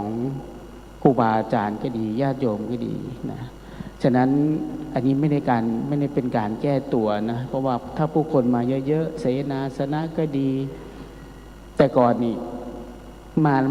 มาลำบากกว่านี้เดี๋ยวนี้ถนนมีไฟนะอาจารย์เขาเทคอนกรีตมาให้นะมีไฟสว่างแต่ก่อนเนี่ยโอ้ยกัดฝนตกนี่ขี่ตมยางบดีกับติดตีนแล้วถ้าเป็นไปได้อยากจะให้กลับไปเหมือนเดิมไหมท่านมันกลับไปไม่ได้หรอกครับยังไงมันก็กลับไปไม่ได้นะแต่ว่าทำยังไงเราจะสืบแล้วก็ส่งสิ่งเหล่านี้ไว้นะเหมือนกับพระพุทธเจ้าท่านว่าเวียนเพียรละบาปที่ยังไม่เกิดแล้วก็เพียรละคุณงามความดีที่เกิดขึ้นเนี่ยให้เพิ่มพูนขึ้นมันอย่างครูบาอาจารย์ที่มานำพาญาติโยมมาแล้วก็ญาติโยมมาจะถามว่า ในการก่อสร้างต่างๆภายในวัดนี่ ก็คืออย่างที่เราเห็นนะครับตอนนี้ก็มีการดำเนินการสร้างศาลาเชียงทองช่างพิพิธภัณฑ์โชติปัญโยที่พระอาจารย์ท่านพาพวกเราเดินขึ้นไปดูนะครับก็ถือว่าการดำเนินการก่อสร้างก็ดำเนินการมาพอสมควรแต่ในส่วนในรายละเอียดนะในส่วนงบประมาณนะเท่าไหร่นั้นอาตมาไม่ทราบนะแต่ว่าคือความตั้งใจก็คืออยากจะให้เกิดให้มีตามเจตนารมณ์นะแต่ว่าสิ่งเหล่านี้จะสำเร็จขึ้นได้เนี่ยลำพังหลวงพ่อเองนี่ก็คงทำให้สำเร็จไม่ได้แต่ว่าท่านก็มีส่วนที่จะเกื้อหนุนนะโดยเราทั้งหลายนี่แหละช่วยกันนะจะเสร็จเมื่อไหร่ก็เสร็จเมื่อนั้นแหละเนาะนะฉะนั้นจึงต้องขออนุโมทนาในช่วงเวลานี้เห็นแล้วก็ดีใจนะอยากจะให้หลวงพ่อมาดูนะครับผมพูดอยู่บ่อยๆว่าหลวงพ่อแต่ก่อนเนี่ยท่านเคยฝัน ในช่วงที่ท่านป่วยหลวงพ่อเองนี่เส้นเลือดในสมองแตกดิ2 ครั้งนะครับ แต่ครั้งที่หนึ่งก็คือวันที่ 25 มกราคม 2540 หลังจากดีขึ้นมาอาการดีขึ้นท่านก็กลับมาพักฟื้นอยู่ที่วัดนะสุขภาพดีขึ้นมาหน่อยก็มีการจัดงานวันเสขปฏิปทาแล้วมาเมื่อปีถ้าจำไม่ผิดนะปีน่าจะเป็นปี 49 นะเส้นเลือดในสมองแตกอีกครั้งหนึ่งตรงที่ทำหน้าที่ในการควบคุมการพูดการกลืนนะจึงทำให้หลวงพ่อนี่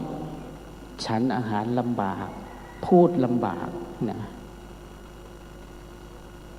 เดี๋ยวนี้ก็ต้องให้อาหารทางสายยางนะเป็นอาหารเหลวนะครับแต่ว่าเดี๋ยวนี้เมื่อวานครูบาอาจารย์ท่านบอกว่าอยากจะให้หลวงพ่อเทศ บอกว่าเอาไมค์ให้หลวงพ่อหน่อยให้หลวงพ่อพูดอะไรก็ได้นะถ้าใครอยากจะฟังหลวงพ่อพูดเดี๋ยววันที่ 6เผื่อท่านพูดนะอันนี้ผมก็ไม่รับประกัน เพราะว่าวันที่ 6นี่จะมีพิธีทำสามีติกรรมหลวงพ่อท่านเคยพูดบอกว่าท่านฝันนะท่านฝันบอกว่าท่านเอาปุ๋ยนี่ไปใส่ต้นไม้ท่านปลูกบัวอยู่บนที่ไม่มีน้ำอยู่บนโคกหินแห่ท่านบอกโคกลูกหลังดินลูกหลังนะปลูกแล้วท่านก็รดน้ำ ท่านบอกว่าท่านรดอยู่คนเดียวรดน้ำแล้วก็ใส่ปุ๋ยทำไปทำมาท่านบอกว่ามันเหนื่อยโอ้ยสิปลูกไปเห็นยังปลูกบัวทั้งโคกแล้ววะมันจะเป็นดอกอยู่บ่ รดน้ำไปใส่ปุ๋ยไปนะเหนื่อยก็เลยเอาหาบถังที่ใส่ปุ๋ยใส่น้ำนี่วางลงท่านก็เลยว่าท่านหันกลับมาดูบัวที่ท่านรดเนี่ยต้นเล็กๆท่านบอกว่า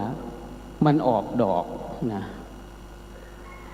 มันออกดอกมาท่านบอกว่า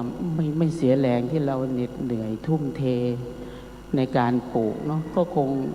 จะไม่ต่างกันกับเหมือนกับเราไปเที่ยวแสดงธรรมประกาศธรรมคำสั่งสอนขององค์พระศาสดาสัมมาสัมพุทธเจ้าแม้ว่ามีคนเข้าอกเข้าใจเล็กๆน้อยๆนี่ก็ยังดีกว่าที่เราไม่ได้ทำอะไรท่านบอกว่าแต่ก่อนนี่ท่านไปเผยแผ่ไม่ได้อยู่ไม่ได้หยุดแต่ว่าทุกวันนี้ท่านบอกว่านอนแผ่นะผมก็เคยพูดกับพระอาจารย์พระอาจารย์ท่านบอกว่าพวกคุณนี่ก็เหมือนกันนั่นแหละการทำงานก็ต้องระวังนะเมื่อคืนนี้ไปรอพระอาจารย์ลาวี พระอาจารย์ลาวีไปแสดงธรรมที่นครพนมและจะกลับมานะกลับมาก็เลยจะไปพักที่วัดนิเพศตั้ง GPS มาสิรินั่นแหละผ้าบูปลาก็ไปใส่บุนี่ไม่รู้ผมอยู่ที่ไหนนี่มีทั้งห้วยมีทั้งป่าพะนะวะโอ้ยอาตมาก็เลยถามว่าอาจารย์อยู่ตรงไหนล่ะอิสริมันบอกว่าอีก8 กิโลหอดวัดไตรสิขาว่าซั่นว่าจะว่าอยู่ไสกันนะโอ้ถ้าเราไม่รู้จุดที่ท่านอยู่เราไปตามไม่ได้นะพระอาจารย์เมื่อเรามาที่นี่นะวัดไตรสิขาอยู่ตรงไหนนะถ้าเราไม่รู้อาจจะงมโขงงมหอยมาไม่รู้จะถึงจะบอกว่าเราหลงทางก็ไม่ใช่เพราะว่าเราไม่รู้ทางใช่ไหมนะหลวงพ่อท่านก็เลยบอกว่าแต่ก่อนเนี่ยถนนโน้นทางก็ลำบากความเป็นอยู่ก็ลำบากเดี๋ยวนี้นี่ความสะดวกสบายเกิดขึ้นไม่ว่าจะเป็นข้าวปลาอาหารเสนาสนะสิ่งเหล่านั้นนี่เรื่องอาหารเรื่องที่อยู่ท่านบอกว่าท่านไม่ห่วงแต่ว่าสิ่งที่ท่านห่วงก็คือทำอย่างไรพวกเราที่มาที่นี่แล้วเนี่ยจะได้รับประโยชน์นะตรงนี้คือความห่วงของท่านนะท่านก็เลยบอกว่าสิ่งที่เราทำได้ดีที่สุดก็คือพาญาติพาโยมทำวัดสวดมนต์เจริญสมาธิภาวนานะ ในการเป็นอยู่นะส่วนความลำบากอย่างอื่นเนี่ยท่านบอกว่ามีผู้คนที่พอเข้าใจแล้วมีผู้คนที่มีศรัทธาแล้วเนี่ยแต่ก่อนนี่เหมือนอย่างท่านพระครูอุดมท่านพูดนะงานเสร็จแต่ละวันแต่ก่อนถ้าเป็นงานอย่างนี้น่ะพระต้องมาล่วงหน้าประมาณเป็นเดือนนะครับมาช่วยกันนี่แทบจะทุกอย่างนะครับนะแต่ว่าเดี๋ยวนี้เนี่ยมีญาติมีโยมผู้ที่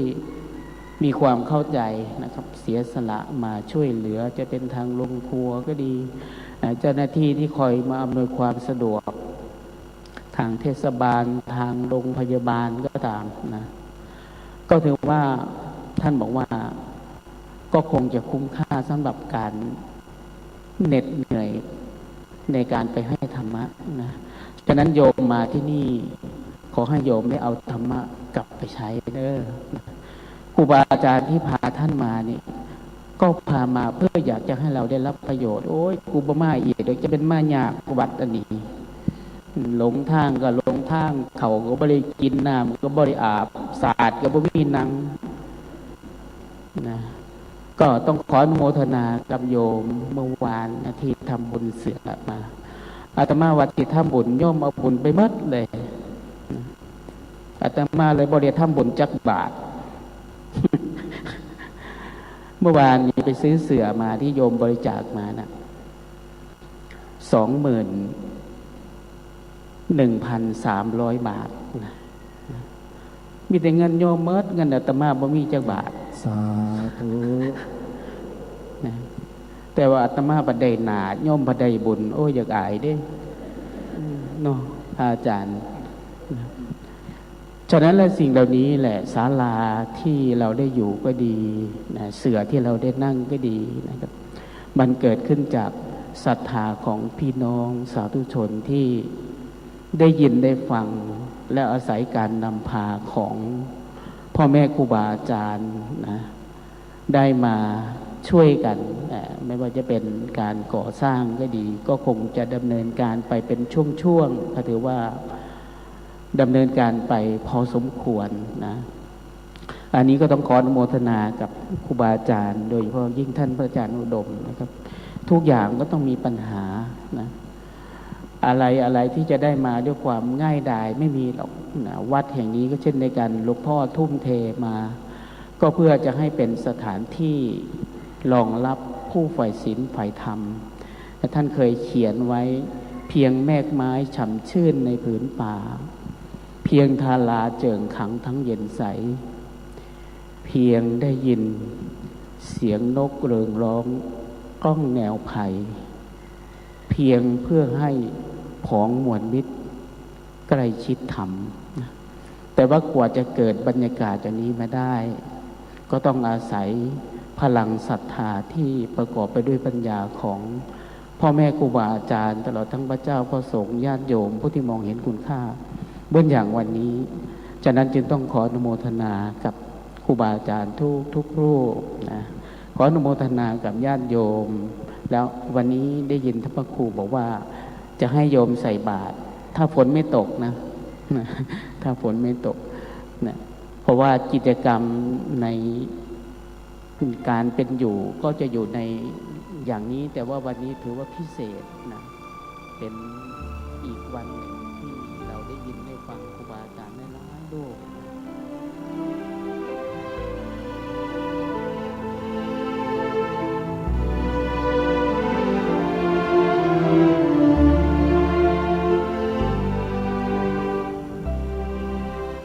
ท่านสาธุชนผู้ฟังทุกท่านนั่นคือเวทีเสวนาสรุปกิจกรรมงานวันนัดพบผู้ใฝ่ธรรมประจำปีพระพุทธศักราช 2566 ณ วัดไตรสิกขาทลามาลาตาราม บ้านฝาง ตำบลแพทย์ อำเภอคำตากล้า จังหวัดสกลนคร ซึ่งเป็นสำนักที่ท่านพระอาจารย์สมภพโชติปัญโยท่านมีความตั้งใจสร้างขึ้นมาก็เพื่อให้พุทธศาสนิกชนของเรานั้นได้ใช้ประโยชน์ท่านพระอาจารย์ทองพันธ์ปัญญาทโร หรือพระอาจารย์เตี้ยเจ้าอาวาสวัดนิพเพทพลารามซึ่งเป็นวัดแรกที่ท่านพระอาจารย์สมภพโชติปัญโยท่านสร้างขึ้นและก็ได้มอบหมายให้ท่านพระอาจารย์ทองพันธ์ปัญญาทโรลูกศิษย์ใกล้ชิดไปดำรงตำแหน่งเป็นเจ้าอาวาสจนถึงทุกวันนี้แล้วทางท่านพระครูดมวรานุวัตรผู้เป็นผู้ดำเนินกิจกรรมของคืนวันที่4และเช้าวันที่5ก็ได้มาปรารภแล้วก็ได้นิมนต์ท่านให้มาพูดสรุปในกิจกรรมครั้งนี้ตามที่เราได้ยินได้ฟังแต่ว่ายังไม่ทันจบเวลาของรายการก็ใกล้จะหมดลงเสียก่อนอาตมาภาพก็เลยมาสรุปในช่วงนี้ให้พวกเรานั้นได้เกิดความเข้าใจยิ่งขึ้นกับกิจกรรมที่เกิดขึ้นที่วัดไตรสิกขาทรามลตารามซึ่งเป็นงานประจำปีที่พระอาจารย์สมภพโชติปัญโยได้กำหนดให้มีขึ้นมาตั้งแต่เริ่มต้นท่านพระอาจารย์ทองพันธ์ได้พูดถึงอดีตของวัดไตรสิกขาทรามลตารามตั้งแต่เริ่มสร้างว่ามันมีความยากความลำบากหลายต่อหลายอย่างก็เป็นเรื่องปกติเป็นเรื่องธรรมดาของสถานที่ที่มีการเริ่มก่อร่างสร้างตัวใหม่ๆมันก็ต้องลำบากต้องลำบนต้องอดทนต้องต่อสู้อย่างที่ท่านกล่าวนั่นแหละแล้วท่านก็เปรียบเทียบมาถึงยุคปัจจุบันว่ามีความสะดวกมีความสบายกว่าแต่ก่อนเยอะเมื่อก่อนถนนหนทางก็ลำบากกว่าจะเข้ามาถึงได้เข้ามาถึงแล้วในสำนักในวัดเองก็ไม่มีถนนญาติโยมก็ต้องเดินเท้าถ้าฝนตกก็เฉอะแฉะกันลำบากลำบนต้นไม้อะไรก็ไม่มีนะท่านต้องมาปลูกมาทำขึ้นใหม่ทั้งหมดนี่คือความยากลำบากในยุคเริ่มต้นผู้คนที่มาร่วมกิจกรรมกันก็ต้องมาเตรียมงานกันเป็นเดือนๆเห็นท่านบอกนะพระสงฆ์เรานี่แหละที่เป็นลูกศิษย์ลูกหาต่างก็พากันมาช่วยกันขนฟางขนอะไรมาลงในพื้นที่เพื่อรองรับญาติธรรมที่จะมาปฏิบัติธรรมนุ่งขาวห่มขาวพระสงฆ์สามเณรที่จะมานั่งฟังธรรมการแสดงธรรมจากพระอาจารย์ใหญ่ท่านบรรยากาศเหล่านั้นอาตมาภาพเคยไปสัมผัสในยุคแรกเริ่มลำบากจริงๆท่านสาธุชนการเดินทางเข้าไปถนนหนทางอะไรต่างๆยังไม่ได้มีความพร้อมอะไรเหมือนอย่างทุกวันนี้นะโยมนะเมื่อประมาณ30 ปีที่แล้วที่อาตมาภาพเดินทางไปที่วัดนิพเพทพลารามแล้วมาปี2547ก็เข้าไปที่วัดไตรสิกขาทรามลตารามซึ่งก็ดีขึ้นกว่าแต่ก่อนเยอะวัดไตรสิกขานะฮะก็อย่างที่ท่านพระอาจารย์ท่านกล่าวสรุปเมื่อสักครู่ว่าเราในฐานะที่เป็นลูกศิษย์และเป็นลูกหาเมื่อมาสถานที่นี้แล้วสิ่งสำคัญที่พระอาจารย์ใหญ่ท่านให้ความสำคัญมากก็คือมาแล้วจะได้ประโยชน์อย่างไรให้มากที่สุดนี่คือน้ำใจของครูบาอาจารย์ของเราและเดี๋ยววันพรุ่งนี้เรามาฟังท่านพระอาจารย์ทองพันธ์ท่านปรารภต่อยังไม่จบนะโยมนะแล้วเดี๋ยวเราไปติดตามรับฟังกันในวันต่อไปสำหรับวันนี้เวลาของรายการหมดลงแล้วอาตมาภาพต้องขอสมมุติยุติรายการไว้แต่เพียงเท่านี้ไว้พบกันใหม่ในวันต่อไปขอความสุขความสวัสดีในธรรมแห่งองค์สมเด็จพระบรมศาสดาสัมมาสัมพุทธเจ้าจงปรากฏเกิดมีขึ้นในจิตใจของท่านผู้ฟังทุกท่านทุกคนเทินขอเจริญพรกล้าคิดก็ต้องกล้าทำอย่ากลัวถ้าทำความดีเป็นศึกษาปัญหาให้ทันท่วงทีเมื่อ องไทยจะพัฒนากว่านี้รายการดีๆคดีโลกคดีธรรมขอรำพันบรรยายความคิดเครื่องหมายแห่งสีทั้งสามงามถนัดขาวคือบริสุทธิ์สีสวัสดิ์หมายพระไตรรัตน์และธรรมะคุ้มจิตไทยแดงคือโลหิตเราใสซึ่งยอมสละได้เพื่อรักษาชาติศาสนาน้ำเงินคือสีโสภาอันจอมประชาถ้าโปรดเป็นของส่วนองค์จัดริ้วเข้าเป็นไตรรงค์จึงเป็นสีธงที่รักแห่งเราชาวไทยทหารอวตารนำไปยงยุทธวิชัยวิชิตก็ชูเกียรติสยามประเทศไทยที่เจริญมั่นคงมาได้จนถึงทุกวันนี้มิได้เกิดขึ้นจากความหวาดกลัวอย่างคลาดเขลาแต่บรรพบุรุษไทยของเราทุกยุคทุกสมัย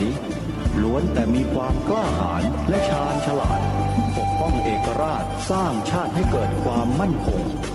โดยมีธงแห่งพระไตรรัตน์เป็นเครื่องนำชัยจึงเป็นที่มาที่ไปของรายการคดีโลกคดีธรรมกล้าคิดก็ต้องกล้าทำอย่ากลัวถ้าทำความดีเร่งศึกษาปัญหาให้ทันท่วงทีเมืองไทยจะพัฒนากว่านี้รายการดีๆคดีโลกคดีธรรมรายการดีๆคดีโลกคดีธรรม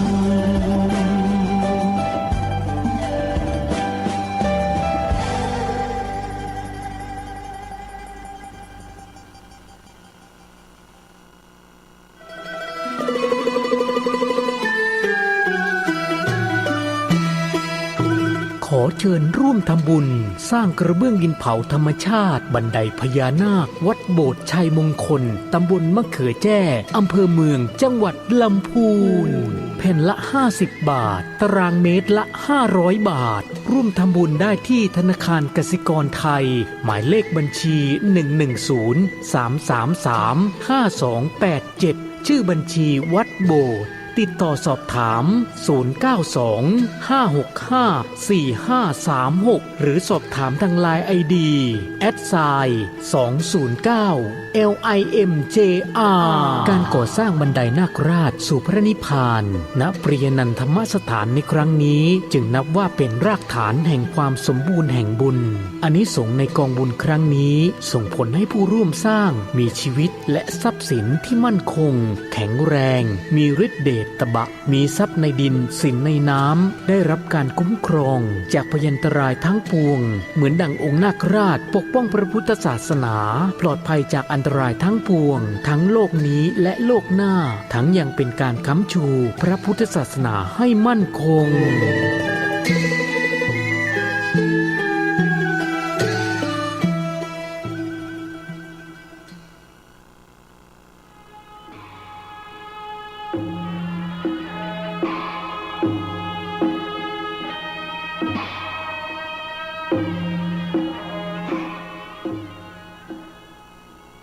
ขอความเจริญในธรรมและความผาสุกทางใจจงได้มาบังเกิดมีแก่ท่านสาธุชนคนดีผู้เจริญในศีลในธรรมทุกท่านพร้อมกันนี้ขอยกมือ10 นิ้วกราบอาราธนาเอาคุณพระพุทธเจ้าคุณพระธรรมพระสงฆ์คุณพ่อคุณแม่คุณครูบาอาจารย์ผู้ประสิทธิ์ประสาทวิชาความรู้บุญศีลบุญทานสิ่งศักดิ์สิทธิ์ทั้งหลาย อันมีพระสยามเทวาธิราชพระบรมธาตุดอยสุเทพและครูบาเจ้าศรีวิจัยเป็นต้นขอได้โปรดมาอภิบาลปกปักรักษาพระสงฆ์พระเจ้าพระเนนเถนน้อยและท่านผู้รับฟังรายการทุกคนทุกท่านเพื่อปากันมีความสุขกายสุขใจเหมือนกันทุกตนทุกองค์ทุกผู้ทุกคนตลอดกาลนานมาแถมแล้วเน้อเสียงก้องเสียงกองเสียงมองต่ำเข้าเสียงตุเจ้าเทศนาธรรมมาเยี่ยมมาใจท่านสาธุชนคนดีตั้งหลายถึงบ้านถึงจองเพื่อเอาธรรมะแบบรากหญ้าแบบธรรมดามาให้พ่อแม่พี่น้องตั้งหลายฟังก่อนที่จะได้ฟังนี้ขอเชิญชวนมวลพุทธบริษัททั้งหลายไหว้พระเหมือนกับนักมวยไหว้ครูระลึกถึงครูบาอาจารย์ก่อนผู้ที่ไปแสวงหาสัจธรรมสี่อสงไขยปลายแสนมหากัปและ10 ชาติปางสุดท้ายได้เกิดมาเป็นพญาเวสสันตละตาลเข้าของทรัพย์สมบัติสละบัลลังก์ไปบวชเป็นพระฤาษีตาลเมียตาลลูกบำเพ็ญขนาดหนักจนได้ตรัสรู้รับเด็กลูกเจ้าได้เป็นเจ้าหัวหลายรับเด็กลูกรับเจ้าลูกฝ่ายปลุกไม่แท้ไหวเมื่อเจ้าอันนี้กรรมโบราณเพิ่นว่าตานเพิ่นไปการมาแล้วหลายรอบแล้วไปใจเป็ดใจก้างใจใสใจอย่างไรพลิกมาแล้วจะคนก่อนยังบ่รู้เพื่อเก็บจะตางไว้ในตัวว่าหากินในน้ำในหนองบางคนก็เข้าแพะเข้าป่าก็หาเห็ดหาไปแล้วพลิกมาละอันนี้คือคนขยันหมั่นเพียรคนขยันอยู่ที่ไหนถึงจิตก็ออกไม่ออกประทานาบุญทั้งหลายตุลุงดีใจที่มีคนโทรศัพท์มาหาตะวาเกาะปั้นแป้นคุณตะปูนประจางคุณให้นิมนต์ไปเทศขอประกาศคือเหตุกรรมว่าไปขวงไปไก่ประท่านิมนต์นะตะวาก่อนที่หนองบัวหางดงหนองบัวหนองตองวะหลวงปู่เจ้าฮับเพิ่นมาได้นอนที่นอนอยู่ไอของไอขออนุญาตเพิ่นเนี่ยมาไก่ลำไปใช่ก็ตามต้องจำเป็นต้องขออนุญาตกันก่อนระยะนี้หรือระยะต่อไปได้ยินเสียงนี่ก็พอใจแล้วก็ต้องเอาตัวไปแล้วเอาตัวไปแล้วมันไปหาที่ตกใจเพราะว่าหุ่นบดีไปเนี่ยละพร้อมหน้าตากระพือแล้วคนเป็นพญาติถ้าไปรับอากาศพอดีกินบุหรี่พ่องมันเหม็นกินปลาบึกพ่องกินอย่างพ่องเมื่อค่ำเมื่อคืนกินที่หาเหล้าคนพ่องหรือบางคนบอกมูตัวเก่าเป็นเรางัดเข้าไปนั่งอู้โดยก็พอดีผู้เจ้าต้องโดยใจคนผู้ไปโดยอย่างไปโดยก็เมินเป็นกินที่หาเหล้างัดตรงนี้เป็นต้นถ้าฟังเอาวิทยุผมพอใจแล้วคือสบายใจเถอะฟังแล้วก็ได้ผลประโยชน์ดีนะที่หลายคนบอกว่ามาอย่างนั้นว่าก็พ้นอ่านจูวันสุนทรีจักเชียงยืนโทรมาถูกต้องแท้คุณลุงเลยสุภาษิตเมืองเหนือที่เพิ่นกล่าวเพิ่นเขียนไว้มาถึงลูกถึงหลานเป็นคำสอนจะดีเป็นคำสอนจะดีแล้วเอาว่าไปแล้วเอาฟังแล้วเอาไปแล้วมาคืนก็ได้ที่ว่าตกตาเพิ่นเป็นลิ้นในหัวตกตาตัวเป็นลิ้นให้อันนี้เป็นทุกอาทิตย์จัดเดียหมายถึงเพิ่นเดือดร้อนเอาไข้หัวใส่เพิ่นกล่าวมาไว้ว่าเมื่อได้ดีจะไปดีใจจนออกหน้าออกตาน้ำไปเมื่อตกจากตัวพ่องก็ไปต้องไปทำหนึ่งมัน มันย่อมมีแพ้มีชนะอันนี้สอนสำหรับคนที่ให้เป็นใหญ่เป็นโตเพิ่นลงสมัครให้หยังก็ลงไปเพิ่นเพราะปัจจุบันนี้ประชามติเอาประชาชนเป็นใหญ่ลงสมัครผู้ใหญ่บ้านกำนันลงสมัครอบต.ลงไปเพิ่นเมื่อมาได้เป็นก็เป็นอย่างเป็นนักเลงปอบ่โกรธบ่เกลียดอย่างนี้ไผเมื่อได้เป็นก็ได้เป็นเนี่ยทำงานจะไปเดือดไปบ่น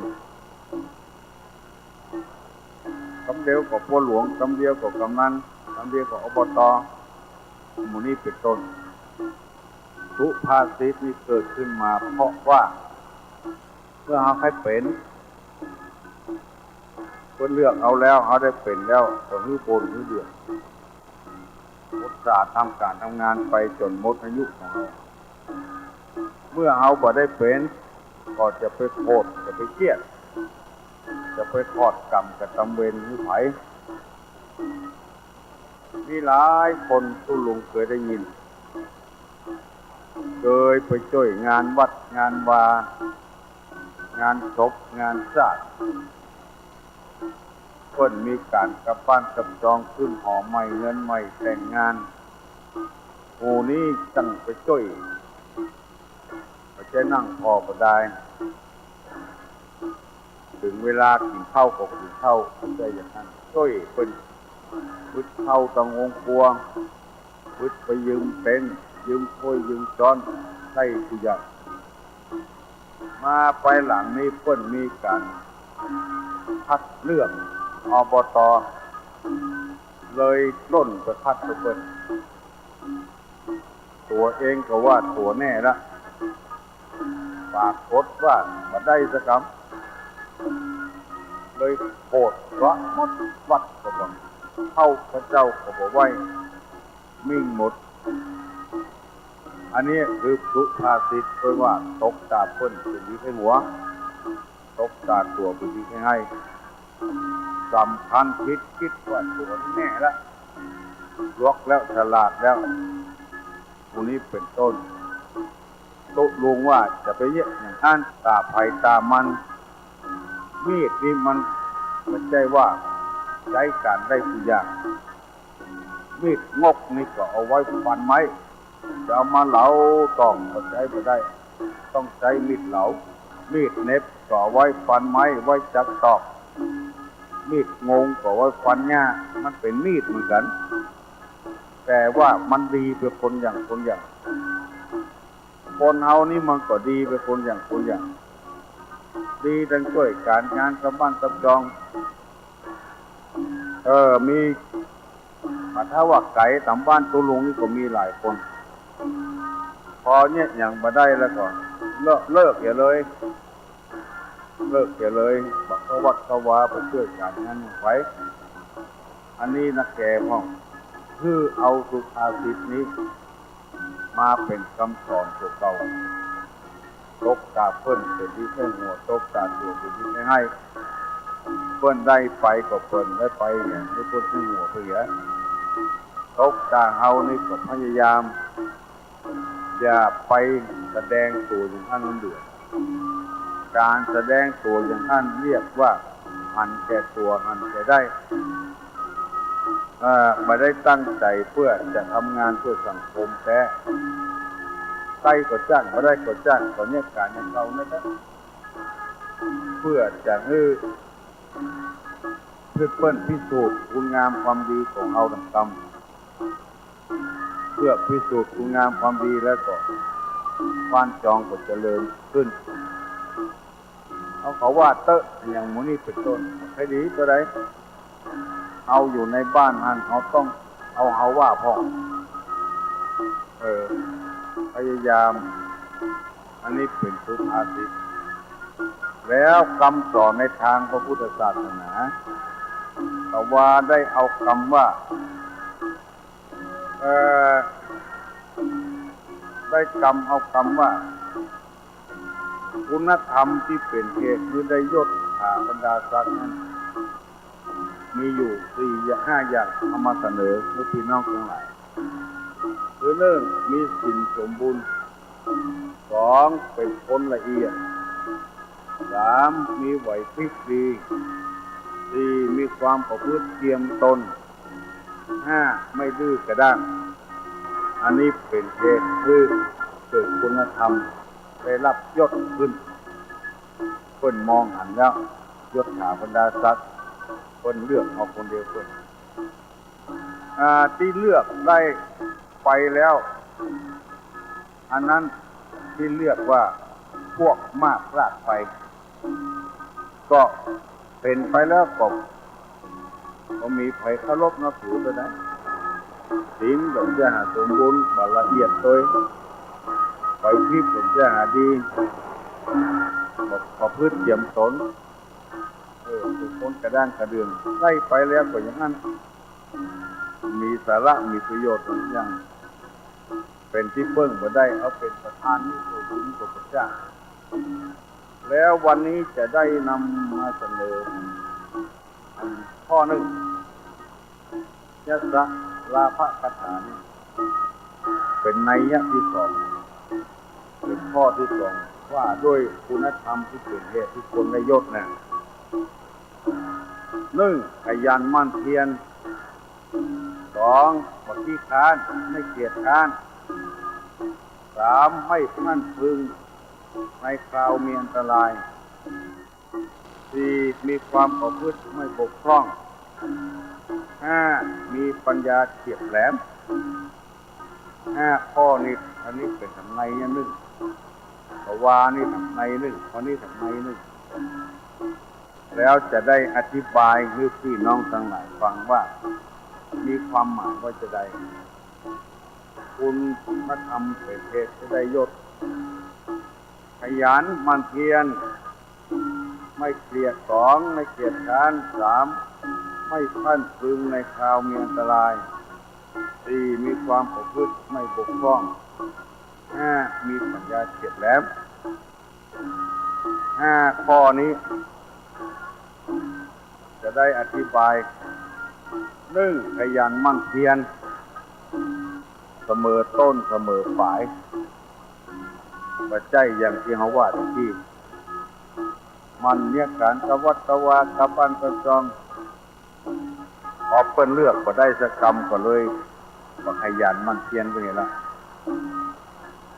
คนเฮานี่จะเอาไผเป็นหัวหน้าบนพ่อกัน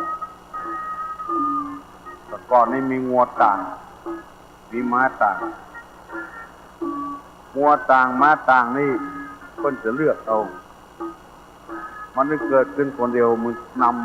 ำเป็นงัวนำเป็นม้านำต่างไป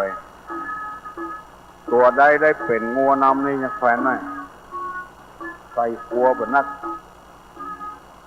ใส่ข้าวของกินของว่าใส่ผ้าใส่ครัวของเจ้าของมันนะงัวนำคนนำเพื่อก็สังเกตพอจะเอาไผ่เป็นผู้นำนับได้นับเอาไปเลยบักขยันคนนำนี่ต้องเป็นคนขยันบ่หันแก่ตัวบ่หันแก่ได้ดังที่เอางูกันทั่วไปแล้วว่าคนใดหันแก่ตัวหันคนแก่ได้นะคนมันพอกันเลยอภิปรายกันประท้วงกันอันนี้เป็นข้อที่1 2บ่เกียจคร้านก็คือคนมันนั่นเองเอางานกูอย่างเข้าเจ้าเข้านายได้ติดต่อนายอำเภอติดต่อตำรวจติดต่อครูบาอาจารย์เจ้าบ้านเจ้าจองนี่ก็เรียกว่าไม่เกียจคร้านถึงงานหลวงก็บ่ขาดงานราชก็บ่เสียดีถึง2อย่างเพิ่นจะยกย่องคนนั้นว่าเป็นคนที่มียศถาบรรดาศักดิ์ อันที่ได้ไปนั่นคือมียศเหมือนกันแต่บักขยันมั่นเพียรเป็นคนที่ค้านบอกไปประชุมเสื้อโมนี่นี่เพื่อนประชุมทางราชการเข้าใจผมรู้เรื่องบอกไปด้วยเพื่อนที่ค้านอันนี้ก็เป็นอย่างนั้นนะหาสาระหาประโยชน์ก็ได้3ไม่ขั้นพึงในข่าวมีอันตรายขั้นพึงเนี่ยถือบักหัวนะมีอันตรายอย่างเกิดขึ้นบักหัวเป็นหัวหน้าคนได้มียศถาบรรดาศักดิ์ได้เนี่ยอย่างน้อยก็หัวเอาชาวบ้านเขาว่ากล้าตัดสินใจที่จะนำความเจริญมาสู่บ้านอันนี้ก็นักแก่พวกนี้ได้เป็นพ่อครูไปแล้วก็ตามเถอะหัวเพราะมีความรู้กว่านั้นเป็นอย่างก็ตามเถอะเป็นในนามแต่อันละไม่พันพึงในข่าวมีอันตรายข้อ4มีความประพฤติไม่บกพร่องอยู่ในศีลกินในธรรมประพฤติคือพี่น้องศิษย์ชาวบ้านในหันก็บกพร่องในหน้าที่การงานของตัวเองอันนี้ก็จะได้ยศถาบรรดาศักดิ์ไปหน้าเพราะว่ามีความบกพร่องตลอดเวลาเอาเป็นเจ้าคนนายคนได้ข้อที่5มีปัญญาเฉียบแหลมหมายความว่ามีความรู้นักสามารถตัดสินใจถูกต้องได้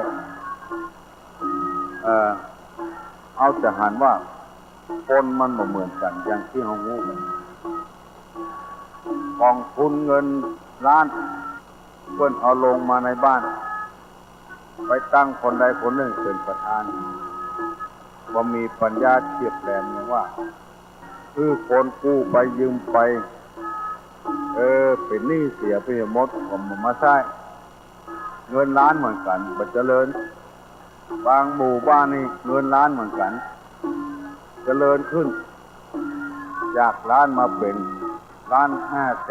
500,000 2 ล้านแต่3 ล้านขึ้นไปดูตั้งใจดูตั้งสอยมีเงินกำไรใจลาภไว้ในของบ้านแล้วก็คนก็ชอบยกย่องสรรเสริญบ้านนั้นเพิ่นของทุนเพิ่นเพิ่มขึ้นบ้านเอาของทุนลดลงเพราะว่าคนเป็นประธานเดี๋ยวบ่มีปัญญาเฉียบแหลมก็กล้าตัดสินใจลงไปผู้นี้เป็นต้นเพราะฉะนั้นใครอยากเป็นคนมียศถาบรรดาศักดิ์ก็จะต้องเป็นคนอย่างเงี้ยที่ตุลุงกล่าวมาเนี่ยให้จำได้จำมาเนอะคำเดียวตุลุงจะได้ถามว่าโดยคุณธรรมที่เป็นเหตุให้คนมียศ5 อย่างในเนี่ยที่สองนั้นมีอย่างพ้อง1ขยันหมั่นเพียร2บ่เกียจคร้าน3ไม่พันพึงในข่าวมีอันตราย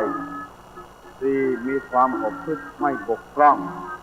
5มีปัญญาเฉียบแหลม5ข้อนี้เนี่ยนึกคนเอามียศถาบรรดาศักดิ์ถ้าบ่มี5ข้อนี้สักข้อเป็นคนมียศถาบรรดาศักดิ์ได้ถึงเป็นก็บ่มีความหมายสักอย่างเพราะว่าบ่ได้ประกอบคุณธรรมอันนี้เป็นธรรมในทางพระพุทธศาสนาธรรมในทางพุทธศาสนาสอนให้คนได้ประพฤติในศีลในธรรมที่ว่าอยู่ในศีลกินในธรรมเด้อผู้นี้เป็นต้นแล้วคนเอาจะได้พัฒนาตัวเขาเพื่อเจริญรุ่งเรืองไปประธานกลุ่มแม่บ้านตั้งไปแล้วก็ได้ประโยชน์อยู่สักอย่างก็เพราะเหตุว่าขาดคุณธรรมเป็น5ข้อข้อใดข้อหนึ่งหรือหมดก็ประกอบด้วยคุณธรรมถึง5ข้อคือเป็นต้นว่าต้องมีความขยันหมั่นเพียรในการที่จะเอาหมู่เอาเพื่อนเอาฝูงไว้ตรงนี้แล้วก็เป็นคนขี้ค้าน จะประชุมก็บอกประชุมหรือว่าอย่างเพราะว่าเป็นคนบอกพร้อมว่าเป็นคนไม่แอบพันพึงในคราวเมื่อมีอันตรายคือเงินขาดเงินวิทย์ปฏิเสธหมดไม่ยอมรับผิดชอบแล้วก็มีความประพฤติบกพร่องโดยว่าละเอียดละออมีปัญญาบัดเฉียบแหลมอันนี้ก็นักแก่พ่อเอาหมู่เอาคณะบลุก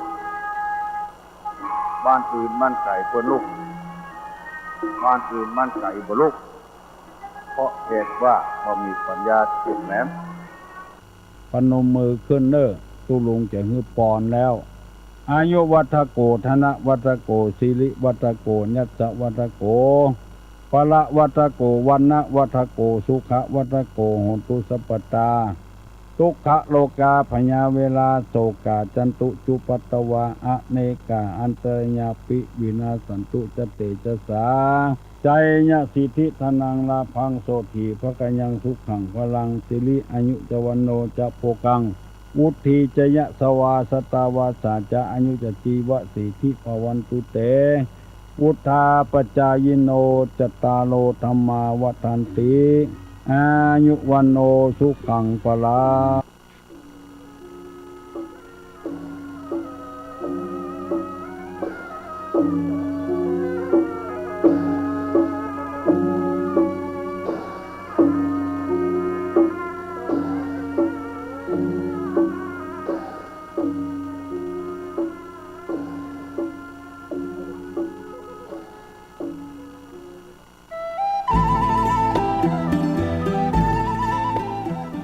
ข่าวสารเพื่อการประชาสัมพันธ์ขอเชิญชวนผู้ใจบุญร่วมสร้างทางสู่สวรรค์ตามรอยแห่งท้าวมัคควานเชิญท่านผู้ใจบุญร่วมทำบุญทอดผ้าป่าสร้างถนนคอนกรีตเสริมเหล็กเข้าสู่สำนักสงฆ์เทพนิมิตรบ้านเปียนตำบลเทพเสด็จอำเภอดอยสะเก็ดจังหวัดเชียงใหม่ถนนส่วนที่ขาดงบกว้าง3เมตรยาว622เมตรรวมเป็นระยะทาง 1,866 ตารางเมตรทอดผ้าป่าสร้างถนนวันอาทิตย์ที่2เมษายนพุทธศักราช2566เวลา 14 นาฬิกาณสำนักสงฆ์เทพนิมิตรบ้านเปียนอำเภอดอยสะเก็ดจังหวัดเชียงใหม่ประธานดำเนินการคณะสงฆ์ตำบลป่าเมี่ยงถึงเทพเสด็จคณะสงฆ์อำเภอดอยสะเก็ดคลื่นสีขาวพระครูชลทานพิทักษ์พระครูศรีปทุมรักษ์ท่านที่จะทำบุญออนไลน์ผ่านเลขที่บัญชีธนาคาร 020-154-602-913 ชื่อกองทุนพัฒนาสำนักสงฆ์เทพนิมิตรบ้านเปียนธนาคารเพื่อการเกษตรและสหกรณ์การเกษตรสาขาดอยสะเก็ดธนาคารธกส.สอบถามรายละเอียดและร่วมบริจาคได้ที่ 0817964608 หรือที่ Facebook สำนักสงฆ์บ้านเปียนก็เป็นงานบุญงานกุศลเชิญผู้ใจบุญร่วมสร้างทางสู่สวรรค์ตามรอยแห่งท้าวมัคควานตำบลทอดผ้าป่าสร้างถนนกำหนดการวันอาทิตย์ที่2เมษายนพุทธศักราช2566เวลา 14 นาฬิกาณสำนักสงฆ์เทพนิมิตรบ้านเปียนอำเภอดอยสะเก็ดจังหวัดเชียงใหม่เชิญท่านร่วมบุญร่วมกุศลสร้างถนนเส้นทางสายบุญนี้โดยพร้อมเพรียงกัน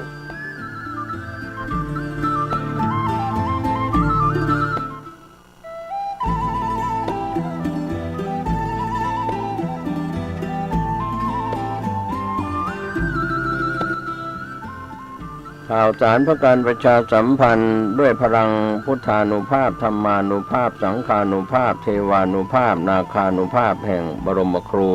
บาอาจารย์ปู่ฤาษี108เจ้าภาพสร้างหล่อปั้นพระพุทธรูปพระเจ้าทันใจโดยมีคุณแม่ชีพจนาพรวิศรีวรพัฒน์นางสาวสุนทรีวิศรีปัตย์นางสาวยานทัศน์วิศรีปัตย์พร้อมครอบครัววิศรีวรพัฒน์ครอบครัววิศรีปัตย์เชิญร่วมเป็นเจ้าภาพหล่อปั้นบรรจุหัวใจนามพระพุทธรูปพระพุทธสถิตพจนาภรณ์วันอาทิตย์ที่7พฤษภาคมพุทธศักราช2566พิธีเริ่มเวลา 9:09 น.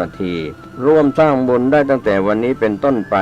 ติดต่อสอบถามร่วมบุญได้ที่พระครูสถิตธุราธรเจ้าอาวาสวัดสันขยอมอำเภอสันทรายจังหวัดเชียงใหม่ 0806 และที่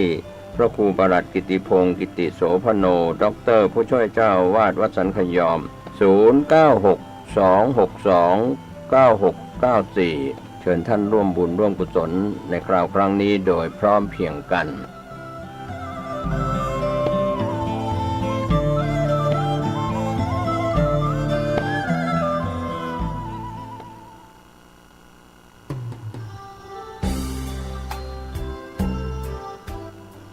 ข่าวสารเพื่อการประชาสัมพันธ์ขอเชิญชวนผู้ใจบุญใจกุศลทั้งหลายร่วมทำบุญถวายศาลาปฏิบัติธรรมศาสนวัตถุที่สร้างขึ้นใหม่และบูรณะใหม่ได้แก่แทงน้ำศาลาโรงฉันพุทธรัตนมงคลเจดีย์หลวงพ่อใหญ่ชัยมงคลอุดมโชคหลวงพ่อพระพุทธภาวนาปฏิสิทธิโชคเจดีย์12ราศีรูปเหมือนหลวงปู่ทวดรูปหล่อท้าวเวสสุวรรณทันใจวัดผาบ่องมังคลารามตำบลศรีภูมิอำเภอเมืองเชียงใหม่จังหวัดสิ้นทุนทรัพย์รวม 3,612,036 บาทกำหนดการวันเสาร์ที่ 25 มีนาคม พุทธศักราช 2566 นิมนต์พระมหาเถรานุเถระจำนวน 87 รูปทำพิธีทักษิณานุปทานกิจอุทิศส่วนบุญส่วนกุศลถวายแด่สัตว์ดวงวิญญาณอดีตท่านเจ้าอาวาสที่มรณภาพไปแล้วอุทิศถึงจิตตดวงวิญญาณญาติพี่น้องผู้มีอุปการะคุณของคณะศรัทธาทุกท่านที่มาร่วมทำบุญรับเป็นเจ้าภาพปัจจัยถวายพระสงฆ์ในพิธีทำบุญทักษิณานุปทานกิจแบ่งพระสงฆ์ทำพิธี3รอบละ30 รูปรอบที่1เวลา 13:30 นาทีรอบที่2เวลา 14:30 นาทีพิธีมหาพุทธาภิเษกพระพุทธรูปหลวงพ่อพระพุทธเมตตาพระพุทธาภิมงคลผลตองแสนหาบนวิหารหลวงพ่อใหญ่ชัยมงคลอุดมโชคลานวัดหลวงพ่อพระพุทธภาวนาปฏิสิทธิโชคบนศาลาหลังใหม่พระพุทธรูปทุกองค์ที่ประดิษฐานอยู่ในวัดผาบ่องพระพุทธรัตนมงคลเจดีย์รูปเหมือนหลวงปู่ทวดนักบุญแห่งแดนใต้รูปเหมือนครูบาเจ้าศรีวิชัยนักบุญแห่งล้านนารูปหล่อท้าวเวสสุวรรณทันใจเวลา 18 นาฬิกานิมนต์พระมหาเถรานุเถระจำนวน 39 รูปเจริญพระพุทธมนต์สวดมนต์สันนั่งโปรกแผ่เมตตาจิตวันอาทิตย์ที่ 26 มีนาคม พุทธศักราช 2566 พิธีสะเดาะนพเคราะห์สืบชะตานิมนต์พระสงฆ์เถรานุเถระจำนวน 49 รูปในการนี้ก็ขอเชิญชวนศรัทธาสาธุชนร่วมทำบุญรับเป็นเจ้าภาพปัจจัยถวายพระสงฆ์ในพิธีติดต่อขอรับเป็นเจ้าภาพได้ที่พระมหาสมบัติชวนาเมธีเจ้าอาวาส 0910797084 ในงานนี้มีซอพื้นเมือง2คู่ที่1น้องลำจวนดอยเต่ากับอ้ายศรีวันเมืองฝางคู่ที่2น้องข้าวแป้งสันป่าตึงกับ2เมืองเกียงไฮรอบค่ำคืนเปลี่ยนจากซอเป็นดนตรีก็เป็นงานบุญงานกุศลกำหนดการทำบุญที่สำคัญ25และ26มีนาคมพุทธศักราช 2566 ณ วัดผาบ่องตำบลศรีภูมิอำเภอเมืองจังหวัดเชียงใหม่เชิญท่านร่วมงานบุญนี้โดยพร้อมเพรียงกัน